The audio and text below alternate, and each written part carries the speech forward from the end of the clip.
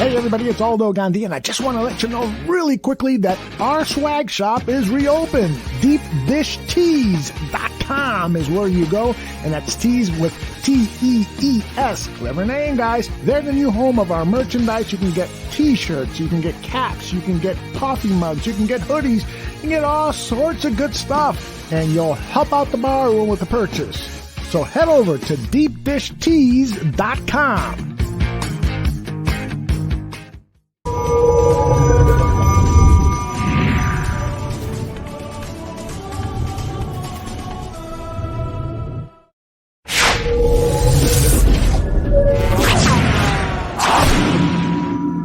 Some may find the following disturbing. Discretion is advised. Put the children to bed. It's time for Dan and Aldo to bare their souls.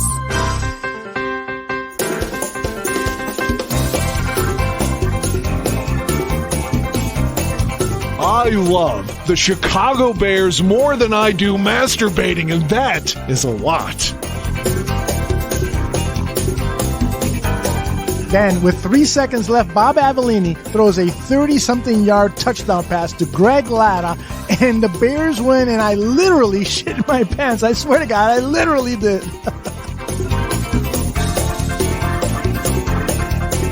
Eric Kramer, for me, I love the guy. He's a tragic figure. I mean, he embodies all that is.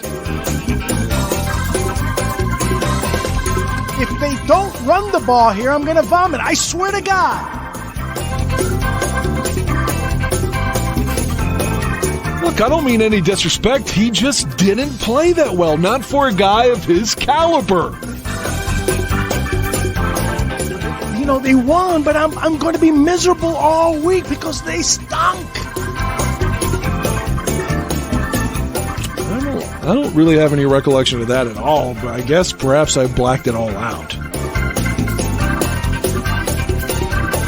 So, Dan, tape is the ultimate tool for scouts and for coaches to evaluate players, to detect plays and so forth. And they spend hours looking at tape, right? Why do they so often get shit wrong?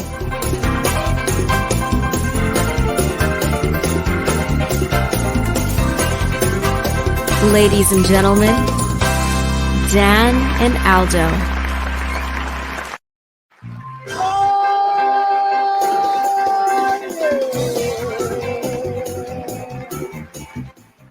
I love doing this show. Dan McGuire, are you there? I'm here, fortunately. The high school basketball almost made it that I wouldn't be here, but God damn it, there's always problems with every broadcast we had. The engineer had to come in, but it's all taken care of. I want to say congratulations to Lovie Smith. Usually you only get 2 chances. The only other guy off the top of my head that coached 3 different places was Parcells. And Bill won a Super Bowl and took another team to the Super Bowl, but lost. Lovey's just 0 for 1. So, hey, but I'm glad he got the gig. Yeah, I'm happy for him too. Art by Nike says he's got COVID, so he's sitting back and just going to listen comfortably from his bed. Hope you feel better. And the Factor gave us a compliment saying that he loves our Open, which is funny because Dan and I are going to start thinking about redoing the Open. We're going to keep the music, but we're going to come up with something new, Dan. You need to keep that lady, too. Yeah, she's still working. She's from South Africa. And she doesn't sound like it at all. No, she's a beautiful voice. Beautiful. She sounds like she grew up right on the same street, you know? Yeah, I wish she would have grown up in my basement. Just kidding. So how are you, man? Hey, stressed, but I'm here. So you're driving the car. Tell me where we're going. I just sat down in front of this mic, so I'm not even sure where the discussion's going, but I'm glad I'm a part of it. Well, the show wouldn't be Dan and Aldo if we didn't have Dan. Well, I guess that's true. All those boring hours of talk. I want to talk about the Chicago Bears and how quickly they can hopefully get back to the Super Bowl. I got some media clips of prominent people talking about the coaching staff and talking about the good and the bad and the questionable. The Bill Polian interview, he interviewed with the 2 Chicago sports radio stations last week. I had not heard them until today, and I got a couple of clips of Bill Polian. And I got to tell you one thing about that Bill Polian interview, especially the one on ESPN 1000, which is the 2 clips you'll hear from when he appeared with Waddle and Sylvie. He really, really sounded sincere with every compliment that he threw at George McCaskey and the McCaskey family. I mean, he even said that this was the best experience of his life. And he said it multiple times, and it's hard for me to believe that he was blowing smoke, because Bill Polian, he's kind of a straight shooter with most of the things that he says, and he was one of the other things that I really love that he said is it's going to take a while. I mean, this roster just doesn't have all the horses necessary. So he was straight about that. While Ryan Poles at the press conference says that we can be competitive right away, Bill Polian sort of went the other direction on that. It's going to take a little while. We need some more players over here. And he kept referring to the Bears as we, which was kind of nice to hear and see too, because it gives him some ownership on that. So we'll be playing that in a few minutes, and then talk about Lovie Smith, because I know he is near and dear to a lot of football fans' hearts in Chicago. And I know you and I were talking about him. You said that when you texted me and said that when Lovie was fired, it was time. Tell us more about that. Well, again, context is king. Right. Now, let me say that I was a Lovie fan, but you have to look at the context. Mm-hmm. So 2011 comes, everyone knows Jay broke his thumb against the Chargers. Johnny Knox, I know he got hurt later, but that play was his fault. The pick was his fault. Jay makes the tackle and breaks his thumb. The Bears are 7-3 because the Bears beat the Chargers that night. So the Bears are 7-3. Ultimately, had they finished 9-7, they would have made the playoffs, but they didn't. They finished 8-8. Couple of things happened along the way against Kansas City at Soldier Field. They end up losing to a lackluster Chiefs team that had some jobber at quarterback that I can never remember the name of. Someone should look that up. Whoever was their quarterback in 2011. He played like 2 games ever, I think. He throws a Hail Mary right as the time expired before the half, and succeeds and throws a touchdown, Doug Flutie style, but right before the end of the half. And that ended up beating us because we couldn't score any fucking points. You're talking about Matt Castle? No. Matt Castle, it wasn't him. He may have been hurt. Some other guy that they had in 11. Kyle Orton and Tyler Palco were on. Tyler Powell, whatever. That's the guy. Palco. Yeah, it's not. It doesn't roll off the tongue, does it? Palco. Whatever that fucking guy is. Just some horrible guy. Like, it would have been like Jonathan Quinn doing that to somebody. So the Bears are 7-3, and they finish 8-8. And you had Donovan McNabb, as everyone knows, a Chicago native, yearning to be signed. He's out there publicly, please sign me. I want to go play for the Bears. I grew up there. And I have to think if they'd have signed McNabb, they'd at least won 2 games. There's no doubt in my mind. I agree with you, but that's more of a Jerry Angelo thing. Right. Well, that's part of the story. So okay. Jerry Angelo is fired after this collapse. Right. But you have to put a pin in that, though. That's collapse 1. Starting 2012, Jay is back. Oh, let me say one more thing about that, too. The reports were coming out in 11. Had they made the wild card, even if it would have been the lowest seed, Jay's thumb was almost better. He would have played in the wild card game. So there's that. Yeah. Now, in 2012, Jay's healthy. They start the year 7-1. 7-1. How many teams have started 7-1 didn't make the playoffs? Not many. Yeah. But the 2012 Chicago Bears did that. So you have 7-3 and 7-1, and both times the teams didn't make the playoffs. Now, further context says that was the completion of his 9th season. And in 9 of those seasons, he failed to make the playoffs 6 of those 9 times. Lovey made the playoffs in 05, 06, and 10. That's it. Mm-hmm. So you're looking at 6 seasons that failed to even qualify for the playoffs, 2 historic collapses back to back. I liked Lovey. I mean, the players love Lovey. I wish him well now. I would love for Lovey to turn it, not to be redundant, but to return it around with the Texans. But given all of that context, dude, you can't survive that. I mean, you had 2 titanic, just monumental collapses back to back. Yeah, I agree. You know, when Lovey's tenure was close to coming up, and everybody sensed it, we knew that Phil Emery was going to get rid of him. You know, even after a 10-win season, which, you know, was really hard to digest. My brother was like, but it was 7-1. Yes, it's true. My brother was like, you got to fire this fucker. You got to fire it. And he's a Steelers fan. But I kept telling him, I agree that he has failed, but man, it's going to be so much harder to find somebody you're comfortable with unless you're going to sign a coach, go after a coach who has had a lot of experience winning. And at the time, I didn't see who was out there who could replace Lovey and I would feel comfortable with. So I kept telling him, be careful what you wish for. And lo and behold, we get more Trestman. And it's kind of the same thing with Robbie Gould. At the time Robbie got cut, I understood why. Because he had missed so many kicks, and 13, not so much in 14, but 13, 15, and then that preseason. Plus he had a big mouth and he had a big contract. But one of those things is, be careful what you wish for, as you said, because once you cut Robbie, suddenly, although it was warranted at the time, because even Robbie himself has admitted he lost his confidence at the time, or lost his mojo or whatever. He said that motivation that came from being released is kind of like what reinvigorated him. But to your point with Lovey, with Robbie and Lovey, be careful what you wish for, because it can put you in a tailspin, even if those moves needed to be made, because they didn't make the right replacements. And it took the Bears until 2020 to get a kicker, and Robbie got cut in the 2016 preseason. I mean, Eddie Pinheiro was okay in 19, I guess, and it took the Bears, God, you have to give Nagy some credit. He was coach of the year in 18, although it makes me vomit saying that.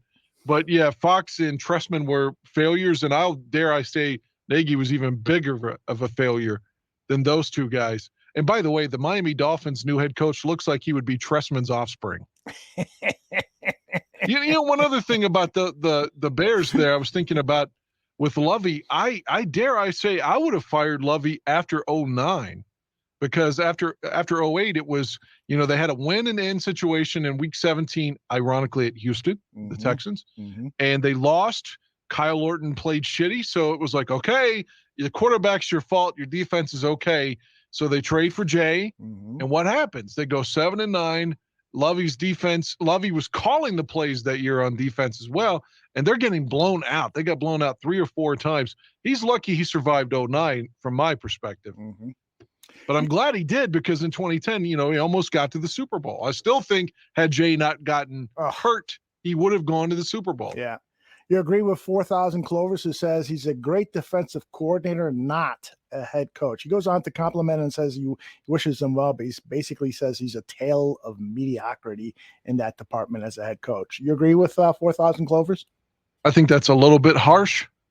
I think if Lovey had, if he'd have had like Mark Trestman, you know, or somebody like that, an offensive guru, like in a real sense, not a Matt Nagy sense, calling plays. Again, if he hires Trestman instead of Mike Martz, and Trestman interviewed, if they hire him instead of Mike Martz, whom, again, I love the 99 Rams. You know, they're coached by Dick Vermeil, but Martz is the offensive coordinator. And we can look at them even now, because they were 4-12 in 1998. And then the next year they won the Super Bowl. So between that and the Bengals now, you look at it and say, well, they were 4-12 2 years ago. Here they are on the cusp, the precipice of potentially winning a Super Bowl. So we'd like to see that kind of turnaround. But be that as it may, had they not hired Martz, maybe Lovey's still here, because maybe they'd go to the Super Bowl and win that year. Pittsburgh was beatable, as Green Bay proved that in 45. And man, I guess you got to get your coordinators right. And he had Pep Hamilton here. He was Rex. He worked with Rex. He worked with Kyle. He worked with Jay. And now he's his OC, so they've got familiarity. I'm not a big Pep Hamilton fan, but maybe I'm being too harsh because he was like 20 years old or whatever when he was at the Bears, and maybe I'm judging him under that context and not whom he is now. But I wish Lovey success. I mean, he's got a lot of shit on his plate because of Watson being an alleged pervert. And what do? Do you trade him? Can you play him? For fuck's sake, he missed a whole year. Mm-hmm. How good can he be just taking a fucking year off and chilling? Mm-hmm. Yeah, I got to tell you, Greg Gabriel is a huge, huge fan of Pep Hamilton. Just is always texting me about him. Not only that he's a great coaching mind, but just a great, great guy. And so he was really hoping Pep would get an opportunity here in Chicago to be the offensive coordinator, maybe even head coach, but not to be. The Factor wants to know if you, Dan Aguirre, get excited about the NFL draft. No, because I don't watch college football, but I do care about what the Bears are doing. I'm the opposite of Ryan Pace in the sense Ryan was always saying he drafts for need. Mm-hmm. I know going in as a dumb fan, well, we need help with the offensive line. We need help in the secondary. So when I'm going to probably at work during the whole draft, I'm going to be monitoring thinking, okay, I know we need help in the secondary and maybe a wide receiver and definitely offensive line help. So I'm thinking about positions, and then that makes me happy. Plus, I'll listen to you and Danny Shemin and people like that when it comes to trying to get, okay, who should we draft? Mm-hmm. Yeah, I listen to other people. I'm not an expert on that at all, but in my head, I'm thinking about positions that we need. Right. And that's what I'm, hoping for, Well, and of course, the first way to address those positions of need is free agency, which will start in about 6 weeks, I believe. And the Bears don't have tons of money. Well, they got $40 million in cap space. There's just not a lot of people signed. And so that money has got to be put to use to just replace guys or to re-sign guys that were starters. But that's going to be interesting to see if they can somehow work out a deal for maybe a big name wide receiver like Mike Williams from the Chargers, or, I was looking at the latest medical information on Godwin. It looks like that's going to be an 8 to 12 month recovery from his torn ACL. Would you sign a wide receiver like Godwin, who is probably in the top 5 in the NFL? Would you sign him knowing that he's not going to play in 2022, but you'd have him for 3-4 years after that? Probably not, because we're not of that luxury. If you're Kansas City, you can afford to do that because you've got so much other talent around you. Mm-hmm. But I don't think that the Bears can do that. They need help for Mooney now. And, I'm not saying that a player can't come back. Allen Robinson proved that you can come off that injury and play. But like you said, Godwin may not. It doesn't look like he's going to play at all next season. Mm-hmm. He's got the Tariq Cohen kind of thing where he's going to miss the entire year. Yeah. So, that's a thing too. Well, the Bears, I hope that Cohen, wherever he plays, is able to go and healthy and hasn't lost all of his speed. But maybe it's here. Maybe they have to cut him. Maybe they can rework his deal. Same thing with Mack. I know he's got that huge cap number, and I'd like to see him stay. Is there some way that Khalil would do something to help the team, because his cap number is just astronomical?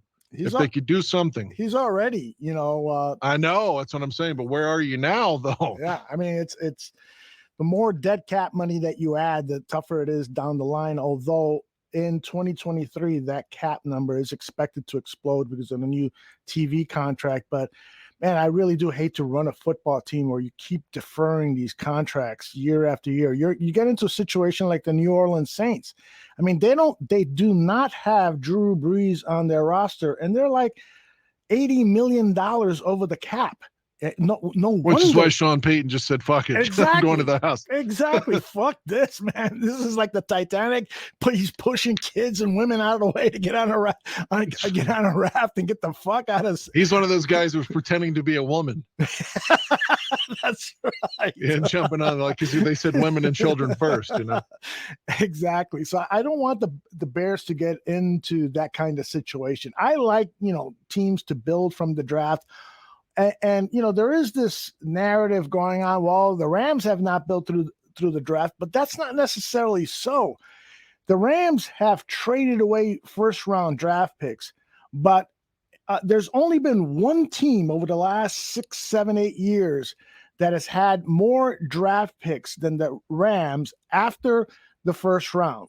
The Rams have loaded up on second, third, fourth, fifth round draft picks. I think it's the Jacksonville Jaguars are the only team that have had more draft picks. The Rams have done it well. They've invested in veterans who can help them win now, but including Leonard Floyd. Yeah, exactly. That's a great acquisition on their part.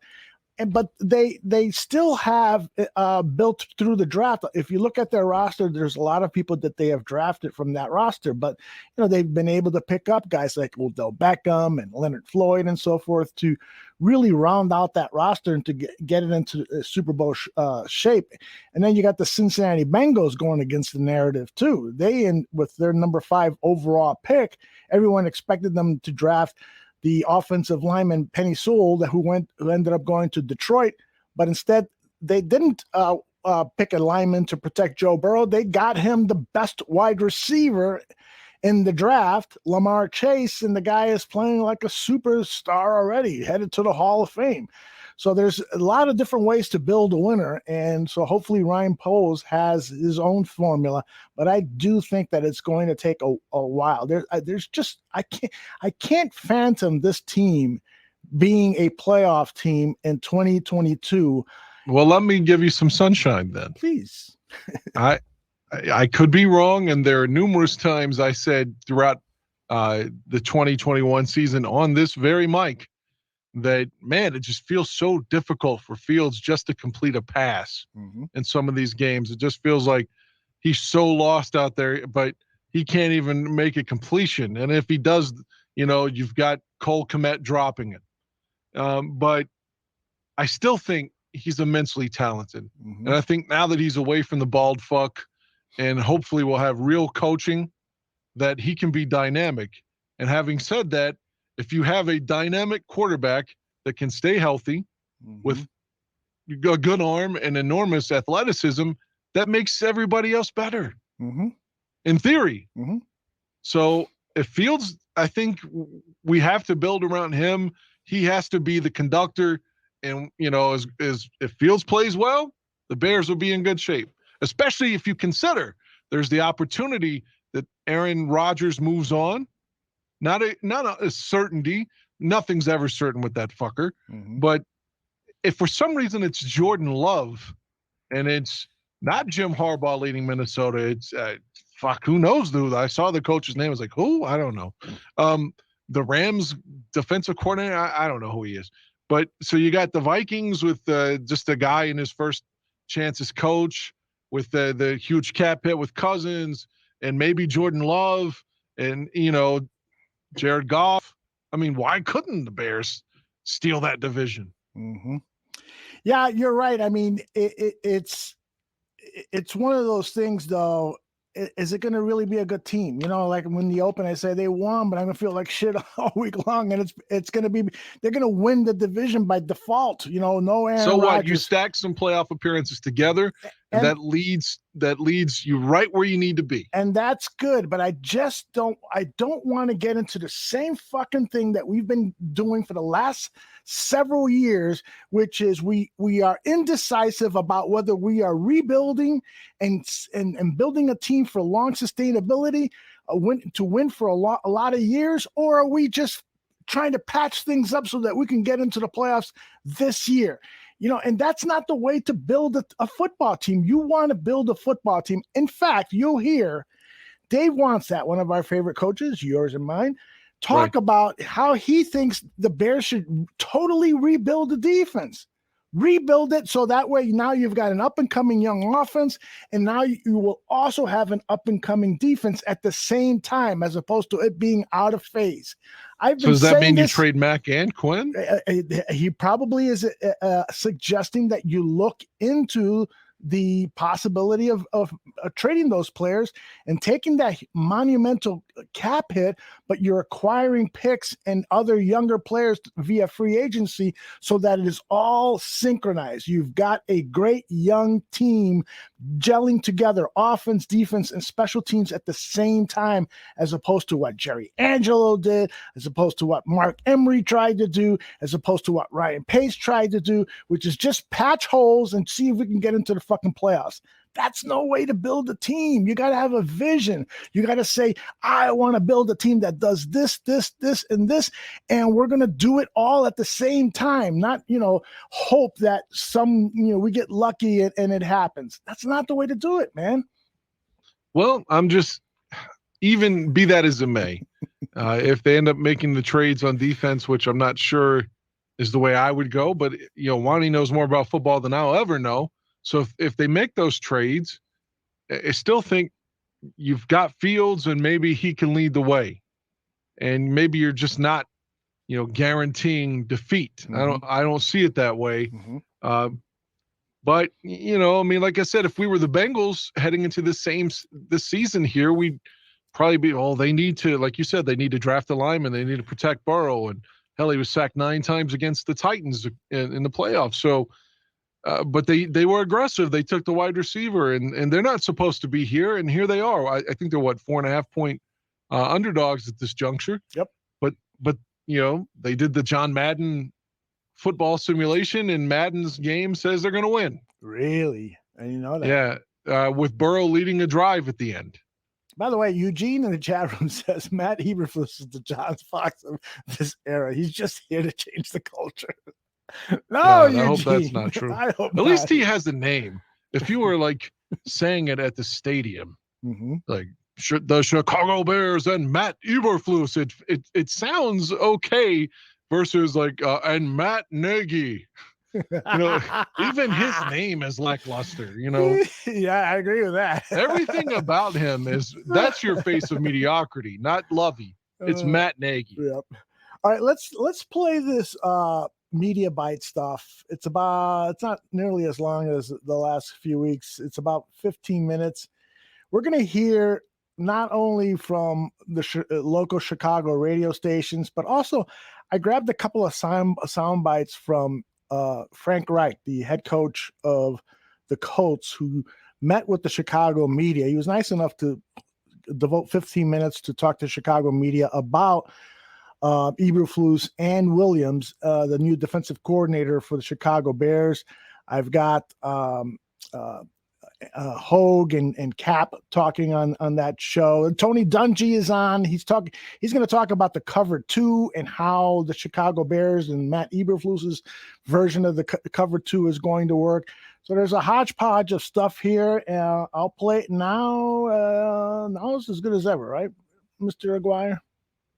Yeah, that's fine. Yeah. All right, here we go.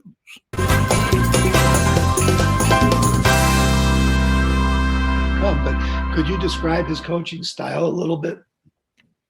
Oh, I can promise you he can get angry and emotional and in the best of ways. I think his coaching style is Matt's coaching style is he's very intentional about every move. That there's clear standards, there's a clear process, and there's a clear vision for what it's going to take.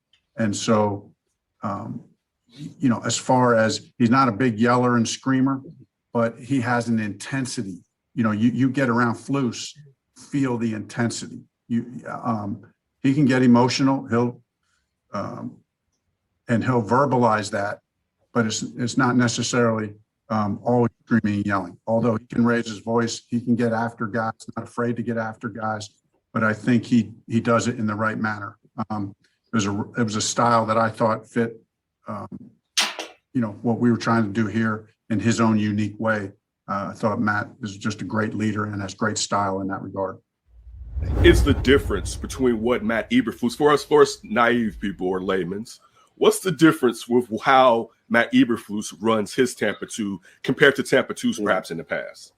Well, I don't think they play as much cover 2 as we did in the past. Cover 2 is kind of our base defense. It's a compliment for them, but the how do I want to put the philosophy is that you play zone coverage. You have a lot of fast guys. You have maximum effort and energy. You don't do a lot of things. You get a lot of people to the ball. All of those precepts Matt Eberflus believes in and preaches. And that's, to me, that's the essence of Tampa 2. It's not necessarily the coverage of too deep zone, but it's how you do it and how you play. And when you watch them play in Indianapolis and you watch Darius Leonard, it's like watching Derek Brooks because it's the same thing. It's high energy. It's flying to the football. And when I watched all their defensive linemen pursue and run and chase, I thought to myself, yeah, this is us. This is what we did. You've also had 4 years with Alan Williams there, and Flus mentioned yesterday his relationship with him. What has left an impression on you about Alan as a coach and how his skills would translate to a coordinator role? Alan has really good command of the whole picture. Alan is a fast on his feet as a thinker. Listening, being on the headset and hearing Flus call the defenses and interact with the defensive staff. Hearing Alan's input, hearing the dialogue between he and Flus, how dynamic it was, how much Flus trusted him, over those 4 years, seeing that relationship develop. I just think Alan has great energy on the field. I think, watching Alan run drills on the field, he's got good energy, good body language, he's got a good positive vibe to him, can connect. So Alan's an excellent football coach. Okay, how about the special teams coordinator, Richard Hightower, coming in? His staff, I think his group ranked in the mid-20s in special teams play. Yes, they had a good game against Green Bay in the playoffs. More than a little concerned that Rich Bisaccia went, yeah, I'll go to Green Bay. Yeah, everyone had a good game against the Packers this year. So, special teams-wise, at least. My bigger concern with this is I think that there was a way to keep Chris Tabor, and I don't think that they showed enough aggression in wanting to do that right away, and that put Chris Tabor in a position where he had to go out and do what's best for him and make sure he had a job. And so he goes to the Carolina Panthers, and I think that to me that's the bigger concern I have over this whole thing. Richard Hightower is a name who's sometimes I hesitate to pay attention too much to just special teams rankings because there's just so much more context that goes into that. And typically, now the 49ers are a good team. So if you pointed me to some special teams unit that was, I don't know, like the Jacksonville Jaguars, well, yeah, the depth on those teams is not as good. So the special teams units aren't going to be as good. I just think that this is a hire, like a lot of other spots cap on this staff, where it's like, all right, you're gonna have to prove it. Like, and that's sort of what Matt Eberflus is too. There's not a whole lot of excitement or anybody that blows you away, except maybe Luke Getsy as the offensive coordinator.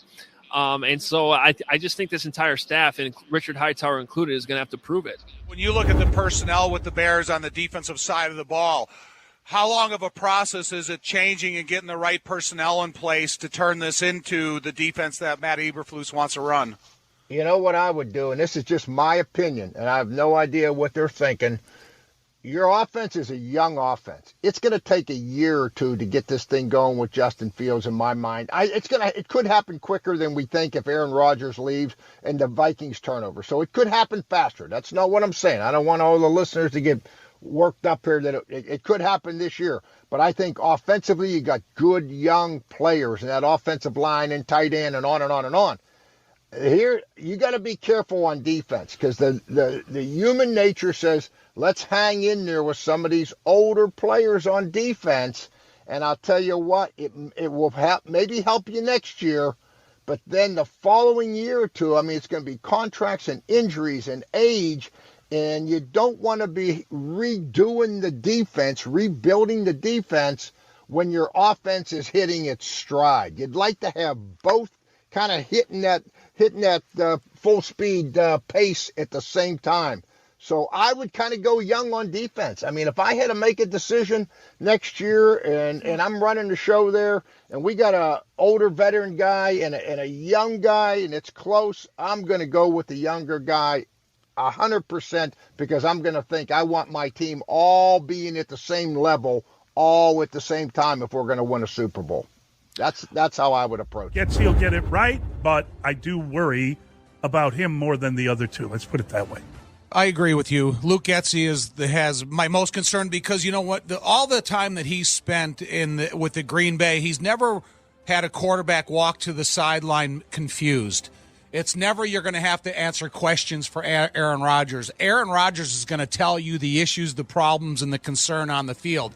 Here, when you have a second-year quarterback like Justin Fields and now you're explaining an entirely new system to him with new terminology and new philosophical thinking during the course of the cadence, there's going to be a lot of back and forth on the sidelines that you're going to have to correct some mistakes and thinking processes from the beginning of OTAs till the end of the season. So I do have concerns because of obviously how much the quarterback position affects the overall performance of the offense. And like you said, with Williams, you got Eberflus right by your side. He can help you make any corrections. He's going to help you formulate a plan.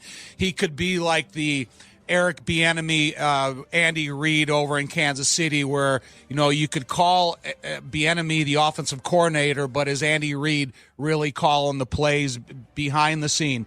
And then with Richard Hightower, the guy's got experience. He understands what it takes. He's been to the playoffs. He understands the role of the special teams and how it can affect the outcome of a game. Like Dustin said, that's what he wants to see next year. But did Daz Newsome show you enough at the end of the season that he's going to be the punt returner going into the season? I admired his courage. He was into some difficult circumstances in Seattle and such. But then, Jakeem Grant, he's a free agent. Is he the type of guy that you're going to pay to come back to be your kick returner? And that's one of the things that I've always appreciated about Chris Tabor is he allowed returners to be returners. They weren't so restricted that if the ball falls 6 yards, 4 yards deep in the end zone, you have no right to take it out. So, you're going to have some of that go-between be decided and see the type of freedom that he'll give these returners. Fields there, Bill. What is your impression of Justin Fields, and how important was it to cover ground in making Justin Fields successful in these interviews? Oh, very important. Very important. The quarterback's the most important guy on the field because he touches the ball every play. And so you look at what Justin has going for him, which is a remarkable arm, great mobility, good size, good ability to run the ball, a highly combative guy. I mean, all you got to do is watch him run and do that pop-up slide. I mean, first thing we got to do is the quarterback coach has got to do is teach him a hook slide. I don't want him to get hit in the head any longer. But he's competitive and combative, and all those things are great. All those things are great. So what he needs to do is to learn his craft, to learn what the pro game is all about. He didn't have a chance to do that last year. He was thrust into a complex offense that he had no experience with, under center where he had no experience at Ohio State. He wasn't ready to play, and it showed. But there's a lot to work with there. And both Ryan and Flus are committed to doing everything they can to make him successful. Because if he's successful, the Bears will be successful. Bill, I know you probably didn't get a chance to go through the entire roster, but you know what you're looking at, even if you look at it for a short period of time. When you look at this team, and also knowing that coaches and general managers, the competitive gene is there and everyone wants to win immediately.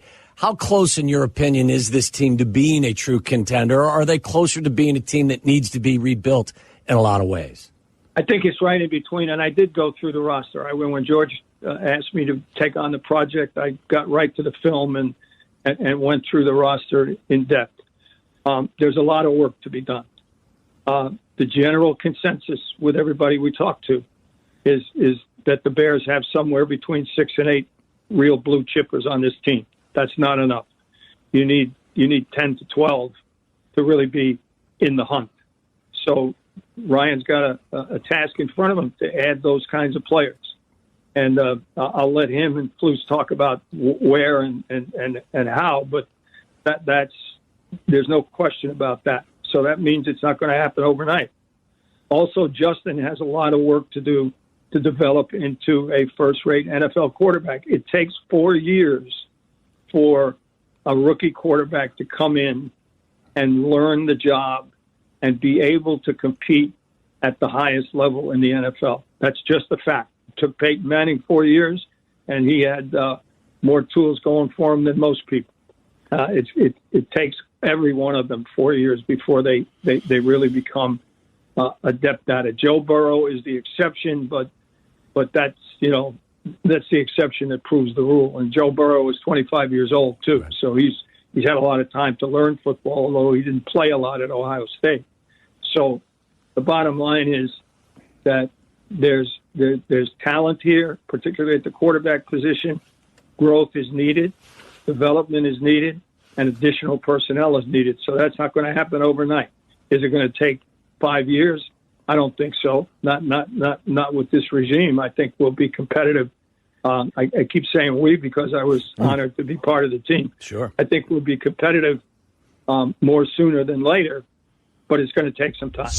We'll see what Ryan Poles prioritizes. Offensive line. Oh, dude. We'll see. You and I didn't have a chance to talk about this because he gave it to Brad Biggs in Friday's trip. Did he get a chance? You read it? I read it. He would have, because you've been putting it out there, the Penei Sewell versus Jamar Chase conundrum. Yep. From the number 5 pick last year in the draft. He basically said he thought that the Bengals screwed it up. Yep. By taking the wide out instead. Yep. But now he's able to admit that maybe he was wrong. Yeah. I like that he's admitting he was wrong. I like that he's admitting that he was wrong, too. I think that the league is going in a direction where I continue to be. Everyone makes fun of me. You don't like blocking. You don't like running the football. You're so new school.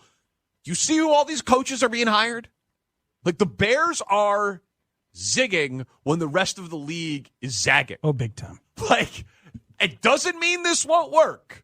But that's in play. It's in play that it works. It's in play that it doesn't work. But yeah, man, like they are. So now the Texans have let's put it this way: the Bears are closer to how the Texans went about this than every other team who's filled a vacancy this offseason. 7 NFC playoff teams. Great. 7 playoff teams in the NFC all had offensive head coaches. All 4 teams in the conference championships had offensive head coaches. Yeah. Of the 7 head coaching hires before Lovie Smith, so now it's 8, 6 of them are offensive head coaches. And people are like, well, it's just, all that matters is culture and leader of men and motivator. You're saying that because Matt Nagy didn't work. That's the only reason that's the prevailing sentiment around here. It's because Matt Nagy didn't work, which is why the minute they fired Matt Nagy, I said I was wrong about Matt Nagy. But you liked the process. But I liked the process, and if they did it all over again the same way, I would support it. Yeah, what you want is that profile who's also a good leader of men and is not pig-headed and laden with Hungarian stubbornness. Of course, you want flexibility.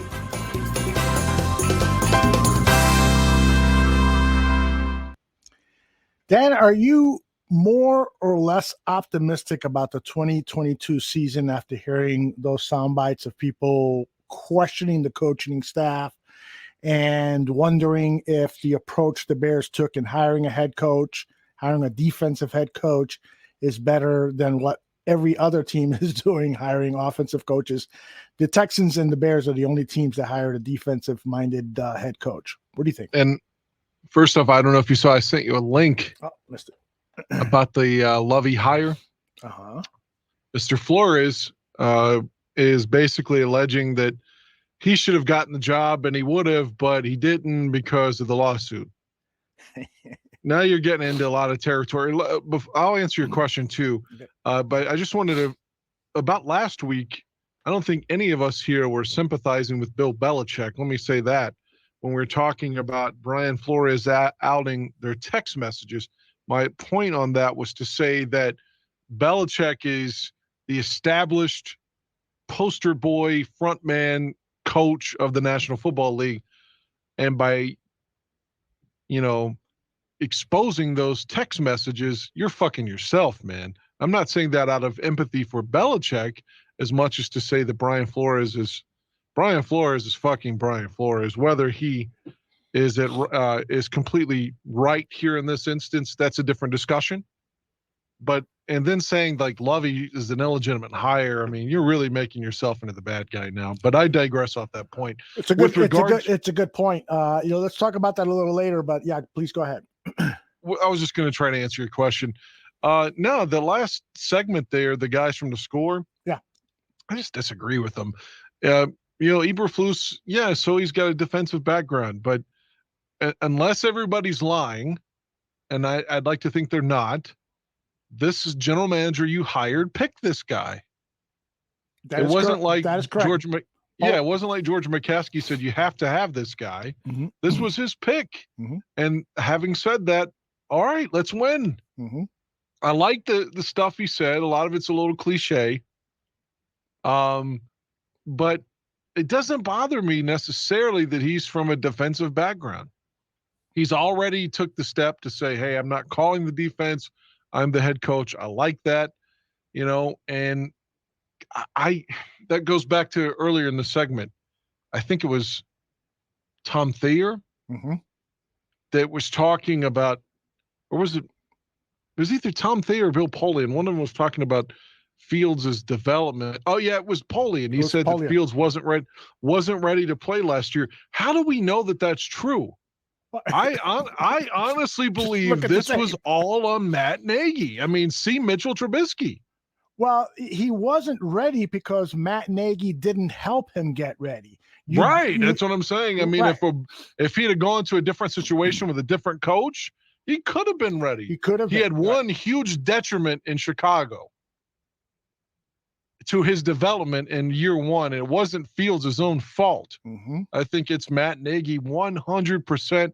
I think he was the tumor that you removed, and he wasn't benign. This was going to be years and years of radiation, but you got a break and it's gone.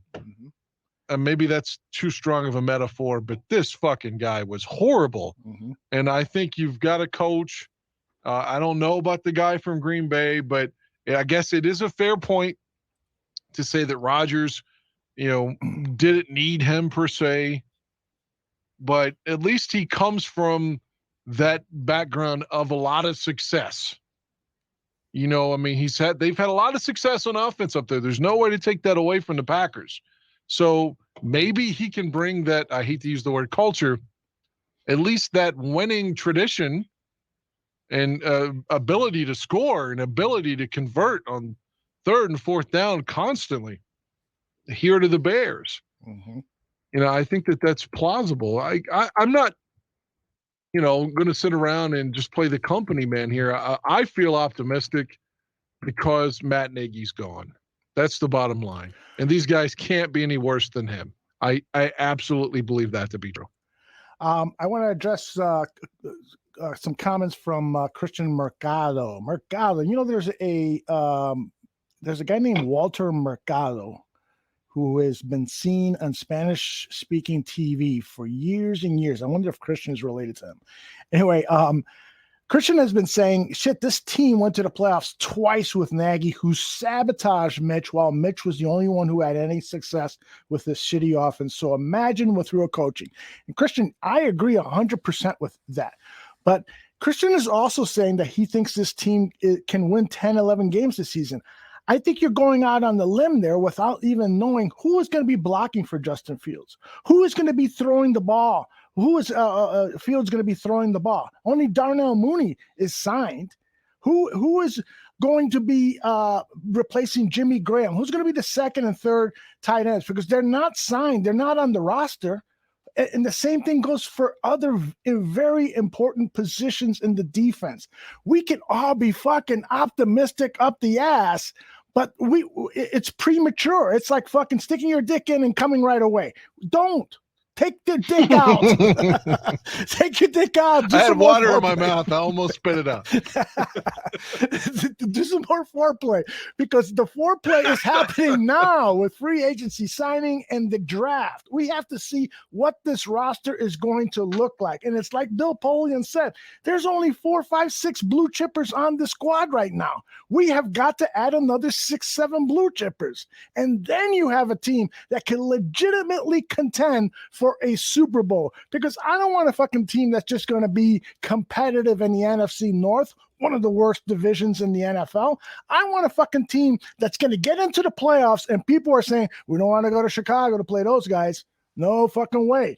And I fucking hate the idea that Fields is going to come into our fast turf and with that offense. That's going to take a couple of seasons of building a roster that's going to do that. Now, can this team go out there and win some games, 8, 9 games, maybe even 10 games this season with a lot of luck? Yes, it's possible.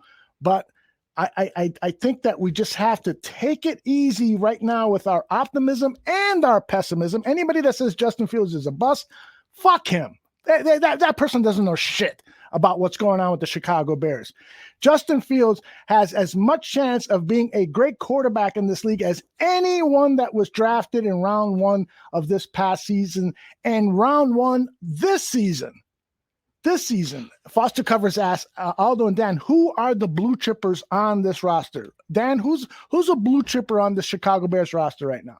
Well, you'd have to say Fields. Yeah, I agree. And Roquan Smith. Definitely. David Montgomery. Khalil Mack, right? I don't know. Mack's in his 30s. I don't know if he would count as a blue chipper at this point. When I think blue chip, I think young guys in your prime, still young, on the upside. Mm-hmm. So I would say Montgomery and Roquan and Fields, maybe Darnell Mooney. Mm-hmm. Man. I don't know. There are a couple other guys that could be something. Yeah, like our lineman that we drafted. I think that's the answer right there. When it becomes difficult to answer that question, who are the blue chippers? You know, this fucking roster needs help. I don't think Jalen Johnson is. I really don't. Yeah, I think he can be. I mean, there's no doubt that he suffered from apathy towards the end of the season and started making some boneheaded plays. But the point here is that Ryan Pace left a fucking mess. And I was, for the last 6-8 weeks of the season, I was preaching, you got to fire this fucking guy because he has screwed up this team. Number one, by hiring Matt Nagy, and number two, with what he has done to this roster. You just cannot go into the 2022 season with a fucking Ryan Pace giving him a third chance to rebuild this team. He is a loser. Ryan Pace is a fucking loser. I want to make that really, really clear. And I wish him luck. I wish him and his family the very best. I hope that he has learned from his mistakes here in Chicago and that wherever he goes, he's able to build off his mistakes. But what I saw him do here in Chicago was very, very disappointing. And the whole idea that anyone would entertain the thought of bringing him back as the GM to deal with the fucking mess that he left. No, you need new eyes. You need new decision makers. You need a whole new regime to come in here and take a look at this mess and say, okay, how do we start cleaning this garbage out? And the good news is we do have all of that. Yes. We have a new general manager. We have a new coach. We have a new philosophy, literally going back to a 4-3. Mm-hmm. Hopefully we won't be playing Kansas City light offense. I mean, I don't know what their goal is, but I mean, God damn it. 4th and goal at the half-yard line, and you're in a shotgun. No wonder Dalton was sacked. It's just, God. And then they did it again later in the game. That last Minnesota game is just like the microcosm of his entire tenure with the Bears. I'm just so glad he's gone. You know, another thing quickly, I think, again, it was Tom Thayer, and he knows more, again, about football than I'll ever know.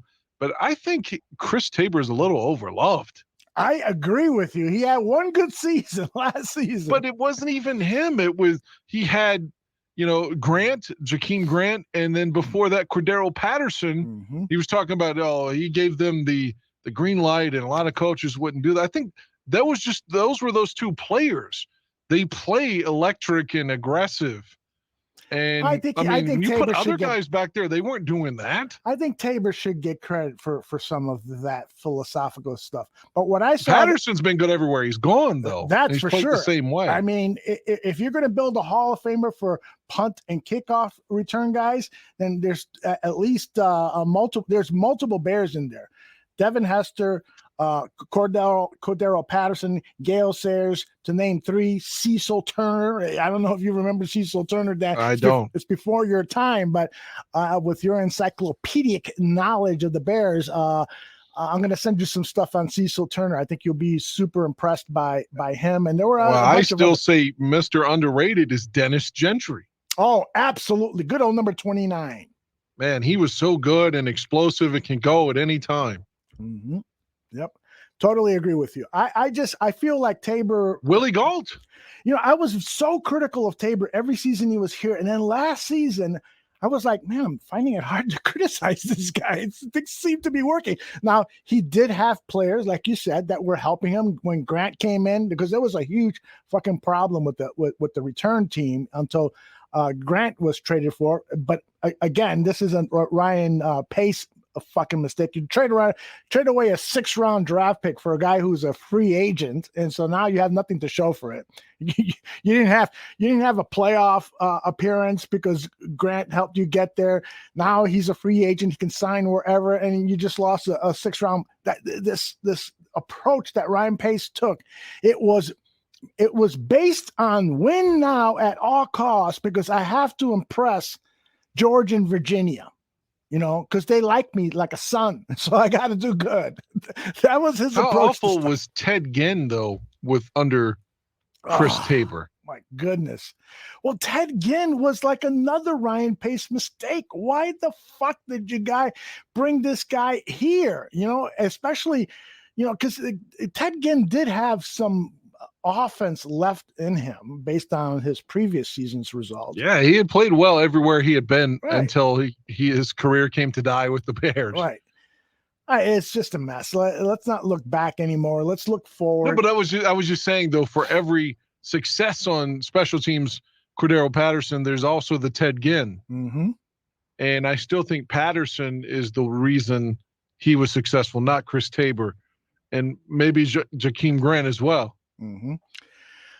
Yeah, I agree. I mean, and that's the thing. I think Bill Polian said in the media bites, it's 80% players and 20% coaches. I don't know if I included that one in the media bites, but that's absolutely fucking true.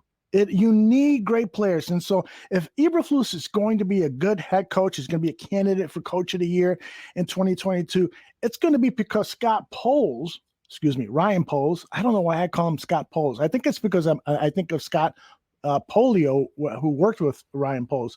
Anyway, it's going to be because Ryan Poles got him some incredible talent. He just found guys in the 3rd round, sound free agents that he got at a deal, prove it deals, whatever the fuck it is. He found him with super talented players, because it's just, this roster is depleted, man. It is fucking depleted. With the exception of a few players here and there, this roster sucks, man. One guy we should mention, when you were talking about earlier, I almost interrupted, when you're talking about tight ends, we still have Horsted. I still think Horsted could be a good number 2 or 3 tight end, and he's going to be the answer to a trivia question. He's the one who caught Fields' first touchdown pass. Mm-hmm. Yeah. And, Alyssa Barbieri gave Horsted a grade of B+. She did a column for BearsWire.com, and I thought, listen, I think that's a little too high. He only caught like 4 or 5 passes, but I see what she meant in her paragraph that she wrote. This guy has talent. Why the fuck wasn't he on the field? He should have had every one of Jimmy Graham's snaps. Jimmy Graham should not have been resigned, but even after he had an injury-plagued camp and so forth, or early part of the season, they should have released him. Say, Jimmy, go try to hook up with a team that can get you a ring. goodbye. I want to give Jesper Horsted all your stats. Especially in comparison with Kyle Fuller. You may have been able to keep Fuller if you would have caught Graham. Mm-hmm. Because they essentially had the same, close to the same number. Yep, exactly. And maybe is Kyle available? I mean, maybe that's a stopgap. Kyle is a free agent. Yes, that's what I thought. Maybe you bring him back, and I know he didn't play well in Denver, but I'll tell you one he's thing. still only like 30, so he can't just be done that quickly. I'll tell you one thing: the defense, that cover 2 scheme, is perfect for Kyle Fuller. He's much, much better. If you remember back to Kyle Fuller, when they were playing that zone defense, that fucker could read what was going on, and he was getting his hands on passes. He came up with a couple of interceptions and stuff. And then Vic Fangio started throwing some weird shit at him, and it took him a while to learn it and stuff.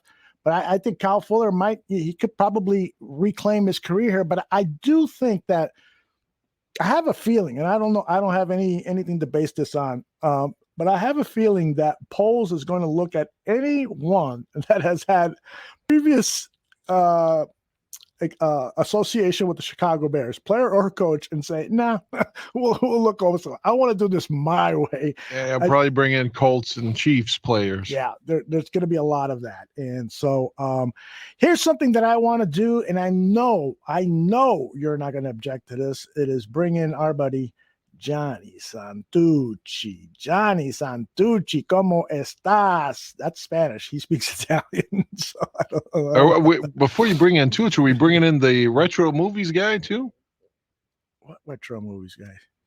I thought I saw him tweet that he was coming on tonight. Did I misread that altogether? If you did, I fucked up because I don't know. John, retro. Yeah, was it retro and movies or something? Yeah, retro TV and movies. I thought he was coming on tonight. That's news to me. Now I forget shit. Like I forgot my wife's birthday the other day. So all he says, I will join Aldo and Dan when I get to work. Usually at the tail end, he means listen. I thought you meant. Okay, yeah, we'd love to have him on the show. Getting brought in, I was like, okay, cool. I want to do a Dan and Aldo Bare Their Souls show where we have tons of our listeners come in, like rapid fire. 10 minutes, guys. Talk all you want, and then we're going to bring in more people. And so we got to plan that for the near future. Maybe around draft time, because that'll give us a lot of topics to talk about. Anyway, Johnny Santucci is here. Retro 80s boring guy. Hello, man. How are you, Tooch?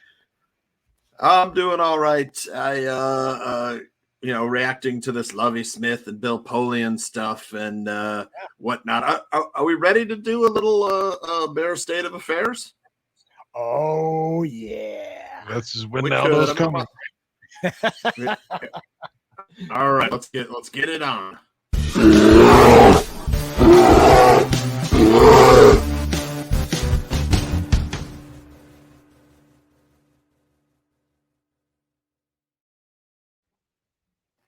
Here we are, Bill Polian, giving us the lowdown Bears roster. There's not much there, although not much there according to old Bill.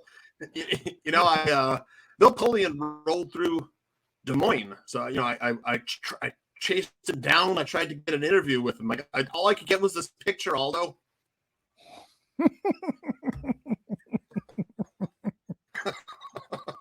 He's got the Crypt Master up. You mean the Crypt Keeper? That's him. Yeah, that's Bill Polian. You know what? He did sound pretty good for a 90-year-old crypt keeper or whatever the fuck his name is. He sounded After I took that picture, he disintegrated.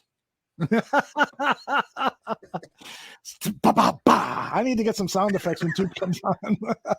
Give me that cymbal swell. All right, yeah, Lovie Smith down in Houston. My question is, man, has the NFL passed him by? I mean, when was the last time, Danny, he was a head coach?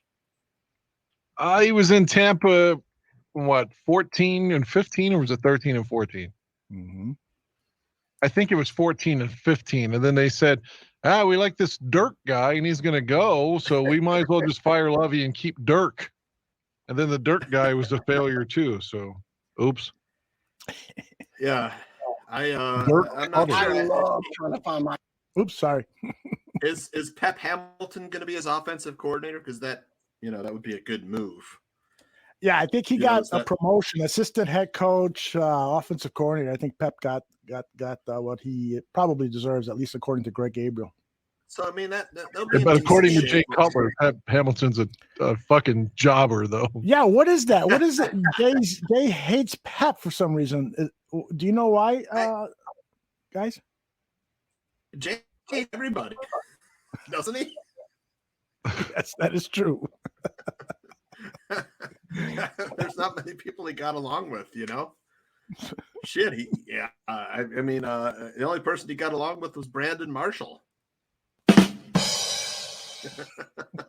No. He liked a couple of guys on offense. His coaches. What was the guy's name that he wanted in for so many years, and then they finally brought him in 2012, and then Lovey got fired. What was that guy's name? He worked with him in Denver. Oh, Adam Gase. No, not Gase. Gase came with John right, Fox. You're right. Who was that? You're saying before Mike Martz? Yeah, he took over because Dow Loggins? No. Before that, you had Mike Martz, and then you had Mike Tice as your OC, but he got into big arguments with Tice. But go ahead. Right, but the guy. But let me look it up. They brought in a guy that worked with him in Denver that was on the staff that year that he listened to, and not Tice. No. He wasn't officially the OC. Was it what's the name of his wife? So many offensive coordinators, so little time. I'm looking it up. We're gonna get a lot of those drum hits tonight. You're gonna get a ton of them. I got and then the Dolphins hired a new coach. I had to look twice. I thought they hired Mark Trestman. He looks just like Mark. I thought it was like Mark Trestman's younger. It looks like his younger brother. He does. Jeremy Bates. Oh my gosh, I don't even remember that guy. Jeremy Bates was officially the quarterback coach for Cutler in 2012, and he worked with him on Shanahan's staff. Cutler loves that guy. Why? Who was that guy? I mean, he was good under Mike Shanahan. So, well, I guess. I mean, I for some reason that name just draws a blank in my mind. I don't know what he did, or it's because he was only here 1 year, though. Okay, well, that would explain it. I only remember But he Dwayne came Bates. from Denver. But anyway, Tuss, go ahead. Sorry. Does Dan have a Dwayne Bates jersey? I do not, but I do remember Dwayne Bates very well. Okay. I thought that was Mark Trestman for a second there. The guy looks like a Trestman type. So I don't know.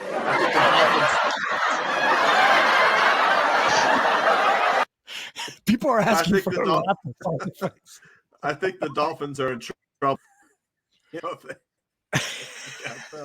Tuss, I got a trivia question for you. I know I'm shitting on your yeah. So you mentioned Dwayne Bates. Who was the Bears wide receiver that scored in the Philly playoff game in 2001? He scored on an end around. He was more like Dwayne Bates, kind of like, oh, I pulled that name straight out my asshole. Who's that guy? Damn it. I know. You He recall went he to the scored a Titans. touchdown on the end around in the 0-1 playoff game, which was the last game ever at the old Soldier Field. He went to the Titans after the Bears. That was the same day that Jordan came back to Chicago as a Wizard, by the way. January in 2002. I think it was January 19th, maybe. Johnny What was Knox? that guy's name? No, Johnny Knox was years later.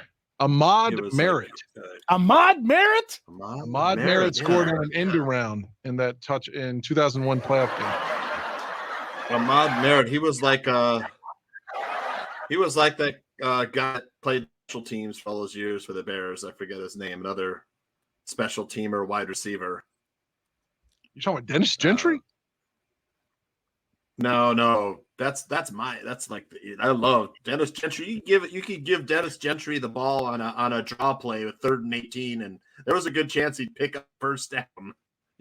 Oh, I love Gentry, right? Yeah, so did I. Great player. What was the name of that young feller that played special teams for a long time for the Bears? A wide receiver. Then I think he came back to work for the organization after that. I don't know who the fuck you guys are talking about. Not the guy that had like stone hands. He was like our best receiver. Oh Lord! Can we get the Crypt Keeper back? Bring the Crypt Keeper back.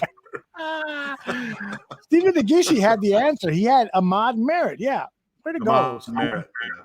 Stephen knows his shit. Nice. Yeah, he does.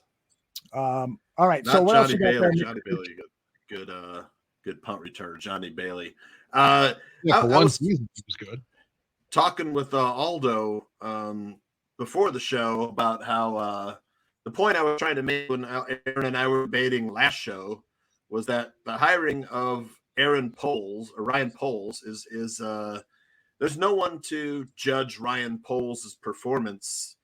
That's why I was talking about a director of football operations, because you're going to have George grading, Eberflus and Poles, and what we've all been looking for and what most NFL, operations do is they have someone who's able to make those decisions, grade the GM, grade the coach, all that stuff. Really what the Bears hired is another young guy who might be good at drafting.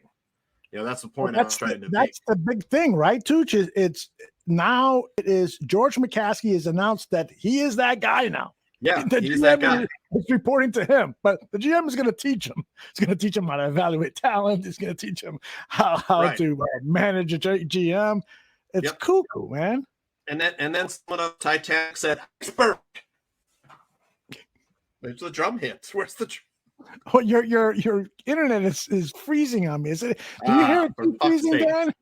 Yes, I do. It's like right on the punchline too. All of a sudden you freeze. That's for fuck's sake. I said, then someone on the Titanic screamed iceberg. There you go. This is like Tooch and Aldo at the Catskills, 1958. Yeah, exactly. Vaudeville, Peoria. We hit all the spots, Aldo and I. That's right, man. Man. But yeah, I mean, this is a disaster waiting to happen because George is the one who's judging football operations. Mm-hmm. That's what we feared. That's what I was saying. I'm not excited about Ryan Poles because maybe if the dude's just there and he's drafting like all pro player after all pro player, fine. Nobody does that. I know you mentioned like Scott Pioli and those guys like Ozzie Newsome, and then did draft pretty good, but nobody hits every time. Look at Ryan Pace. Everyone. The best thing people say about Ryan Pace is that he finds those guys in the 5th round. But boy, the 4th round and 5th round, Ryan Pace owns those rounds. But I don't care. You got to give credit to the scouting staff. They're the ones that really find those guys. It's Pace's job to make a decision on the big. It's probably not even Pace. It probably wasn't even him. It was probably like Jeff Shire or someone like that, right?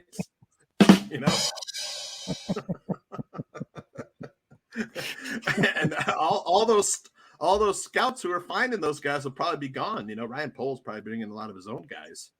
I don't know. Some of those guys survived. I think Jeff Shiver, for example, is one of those guys who's been there for quite a while. I can't remember. There's another guy who's been there that survived a few different GM regimes. I've got to interject. I have to say, give the guys a fucking chance. We wanted Pace gone, we wanted Nagy gone, and it kind of felt like that can't happen. It's a wet dream if that happens, and it happened. So give Poles and Eberflus an opportunity. I'm happy. I'm still happy Nagy's gone. So, okay, let's see what they can do. Like, my optimism is sky high because Baldy's gone. George McCaskey says you're fucking right to get a chance. God damn it! So that's gonna live with it. And I'm gonna be doing their performance reviews. How do you like that, McGuire? Well, he's the owner. Fuck it, man. I know. That's the problem that we've been talking about for years. Well, I mean, we don't have to like his team, you know. That's what I'm saying. Like, we like the team, so let's like the team. We love the team. We That's can't what I'm help saying. it. Like, so many people were saying they're going to switch teams and shit. Like, fuck them. Go ahead. No. We decided last week it's impossible for us to switch teams. Yeah. Crowd is moaning after Dan taking a chance. Yeah, actually, there's a lot of people in the chat room who agree with you, Dan. Sir Maeve says, give him a chance. Yeah. I'm with Dan. Yeah. And I'm giving him a chance too, and I think Tooch is too. But I think it's okay for us to be a little skeptical, given the fact that these guys really don't have a track record as a GM. Well, we got what we wanted, though. We wanted the other guys gone, and they're gone. But that's just part of it. Let's have an off season of happiness. But if they start sucking and they're like 0-9, okay, I get it. Mm-hmm. But right now, we got what we wanted. The draft hasn't even come yet, so there's nothing to be critical of except that this fucker read during his press conference. But so what? If he wins, no one's going to remember that he sounded like a buffoon in his original presser.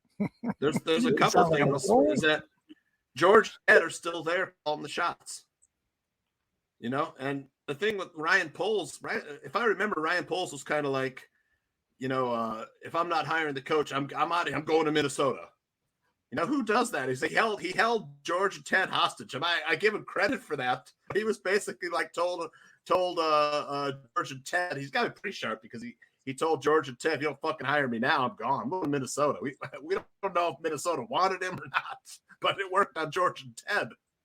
So, that's what I'm saying. George. Did he not say if you don't hire me, I'm going to Minnesota? I don't know. What did he say? That was the story, right? Ryan. The story said that he was going to Minnesota. He had an interview in Minnesota. Like, if you don't hire me and let me pick my coach, I'll go to Minnesota. Fucking idiot. Although Jason Anderson, that report was bullshit. Hey, if it was my team, fuck you. Who's in charge? You or me? Right. That's funny. Tooch, I'm going to ask you to go away and log back in because there is some interference with your signal right now. So we'll see you later. Come on back quickly, please. Dan, what have you been watching lately? Because I got to share with you something that I've been seeing. I told you last night or this morning, I was waiting to buy those 9 Inch Nails tickets when they went on sale at 10 a.m. my time today. Did you get them? Oh, man. Ticketmaster put me in the fucking waiting room. Right. There was over 2,000 people ahead of me. Now imagine this. So it's my turn, right? Mm-hmm. I wait like 14 minutes and there was over 2,000 people ahead of me. Mm-hmm. So I'm like, okay, here's 2 tickets. I go to buy them. And then it says, a fan beat you to them. Mm-hmm. Okay. So I go to 2 more tickets, click those. Boom. Oh, a fan is beating you to those. I tried a 3rd time and then it says, you've exceeded your attempts, and it kicks me out. What? It kicked me out and started me over. So fuck it. I just went to StubHub and paid like $7,000 over face value and bought 2 tickets that way. But I got the tickets for the show. But meanwhile, while I was waiting to try to stay awake, I watched the guy, what's his name? David Cronenberg? Is that how you say it? David Cronenberg.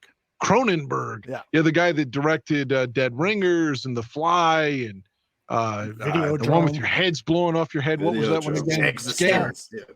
Scanners. Yeah, I watched that one called The Brood. Good, right? Yep. Oh man, it's fucking crazy. This, without giving you spoilers, this lady's like giving birth externally to like these crazy like deformed child that like telepathically can kill based upon like her misery, but she grabs this like sack, whatever the fucking thing the baby's born in, I'm not a dad, and just starts eating like the shit off of it. And like, oh God, you just have to see it. From 79, it was like just the effects. This guy was incredible of making the weirdest filmmaker of all time. Yeah, Cronenberg, a Canadian guy. He was fucking bizarro, but I loved every moment of his bizarre nightmares. Outstanding filmmaker. And all of his movies have a look. And I'm trying to remember the name of the movie where they're all staying at a hotel and there's this fucking virus, not virus, but that's everyone starts fucking. Yeah, exactly. Shivers. Man, I love that movie. Yeah, I thought Shivers was a little bit too toned down. Yeah, it may have been. Yeah, but I guess it's 75 and you can't get away with a whole bunch yet. But if you're going to have a movie about everyone suddenly horny, you got to have some nudity. I'm sorry. It just feels like every scene was cut. And I don't mean like, because he made it seem like, pedophilia didn't matter. Anything was like bestiality, anything could go. I'm not saying we needed to see someone sodomize an animal. But, with the male and female and female and female, those things, we could see some orgies or something. Sure. Little eyes wide shut action would have been okay. I agree. Especially back then. I mean, when the censors allowed almost anything to go on back then. Go ahead, Dan. Danny. Did Dan see Existence, David Cronenberg with Jennifer Jason Leigh and Jude Law? I have not seen that one. Dan, did you see that one? No. And I want to see that one with Deborah Harry, from Blondie, and James Woods. I didn't see that one either. I looked that up. Yeah, that one. Videodrome. That's probably the second weirdest one of his, and then Scanners is pretty wild too. I've seen Scanners a bunch. Yeah, Scanners I used to play the head exploding in slow motion. Everybody did, I think, right? Play the head exploding in slow motion. Oh yes, the best special effect of its era, and it still gets laughs nowadays. The best special effects I've ever seen was in The Fly, when Jeff Goldblum, because evidently flies have to regurgitate their enzymes up to dissolve the food to then digest it, and he does that to like John Gertz's hand and vomits on it, and his hand melts. Oh my God, that's disgusting. But it's one of those things like I can't look away. It looks so real. So let me tell you real quickly about this Netflix series that I've been watching called All of Us Are Dead. It's a Japanese, not Japanese, Korean produced 12-part series that's on Netflix. And the premise is that this kid in high school is being bullied. So his father, who happens to be a science teacher at the school, develops this kind of drug that boosts his testosterone so that he can better protect himself, because he wants his son to go out there and kick these kids' asses if they're bullying you. So it starts off with this incredible rooftop fight scene where the kid is trying to defend himself against 4 kids or beating the shit out of him and so forth. And then we quickly see that this kid is turned into a zombie with his anger, and what happens is he bites some of those kids that are beating his ass, and the infection starts to spread throughout the high school. And within an hour or so, the entire high school, or not the entire high school, but the majority of the population at the high school is now a zombie. And so there's a group of kids that we follow who are stuck in the school waiting for help from the government to come in and help them escape from this zombie apocalypse that's happening at this high school. Little did they know that there are people who left the school infected, and now the entire city has become infected. It is so fucking good, man. And you talk about, if you like action, if you like zombie action, then this is the TV series for you to see. I binged it over the weekend, and it's also very, very emotional. It was my daughter who by the way, called me, "Dad, I'm watching the zombie. I know you like zombies. I'm watching the zombie series, and it is so good." And I've cried like 6 times. And it's true. Some of the stuff is so emotional. I mean, these guys, the filmmakers are fucking reckless with key characters to just kill off. They have their fucking heads severed, and there's just appendages rolling down the street and stuff. And it's just so intense. You see these little kids crying, "Mommy, Daddy." You see, boyfriend and girlfriends being separated and stuff. It's very intense and emotional. I know, Dan, you're not a big zombie guy, right? I never got into that show, The Walking Dead, but I loved a film from the early 80s called The Return of the Living Dead. Yeah, I hear that's better than Walking Dead.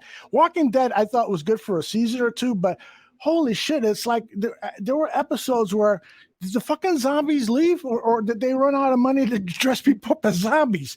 There was just like nothing happened. It was all character development, and it was slow moving and stuff.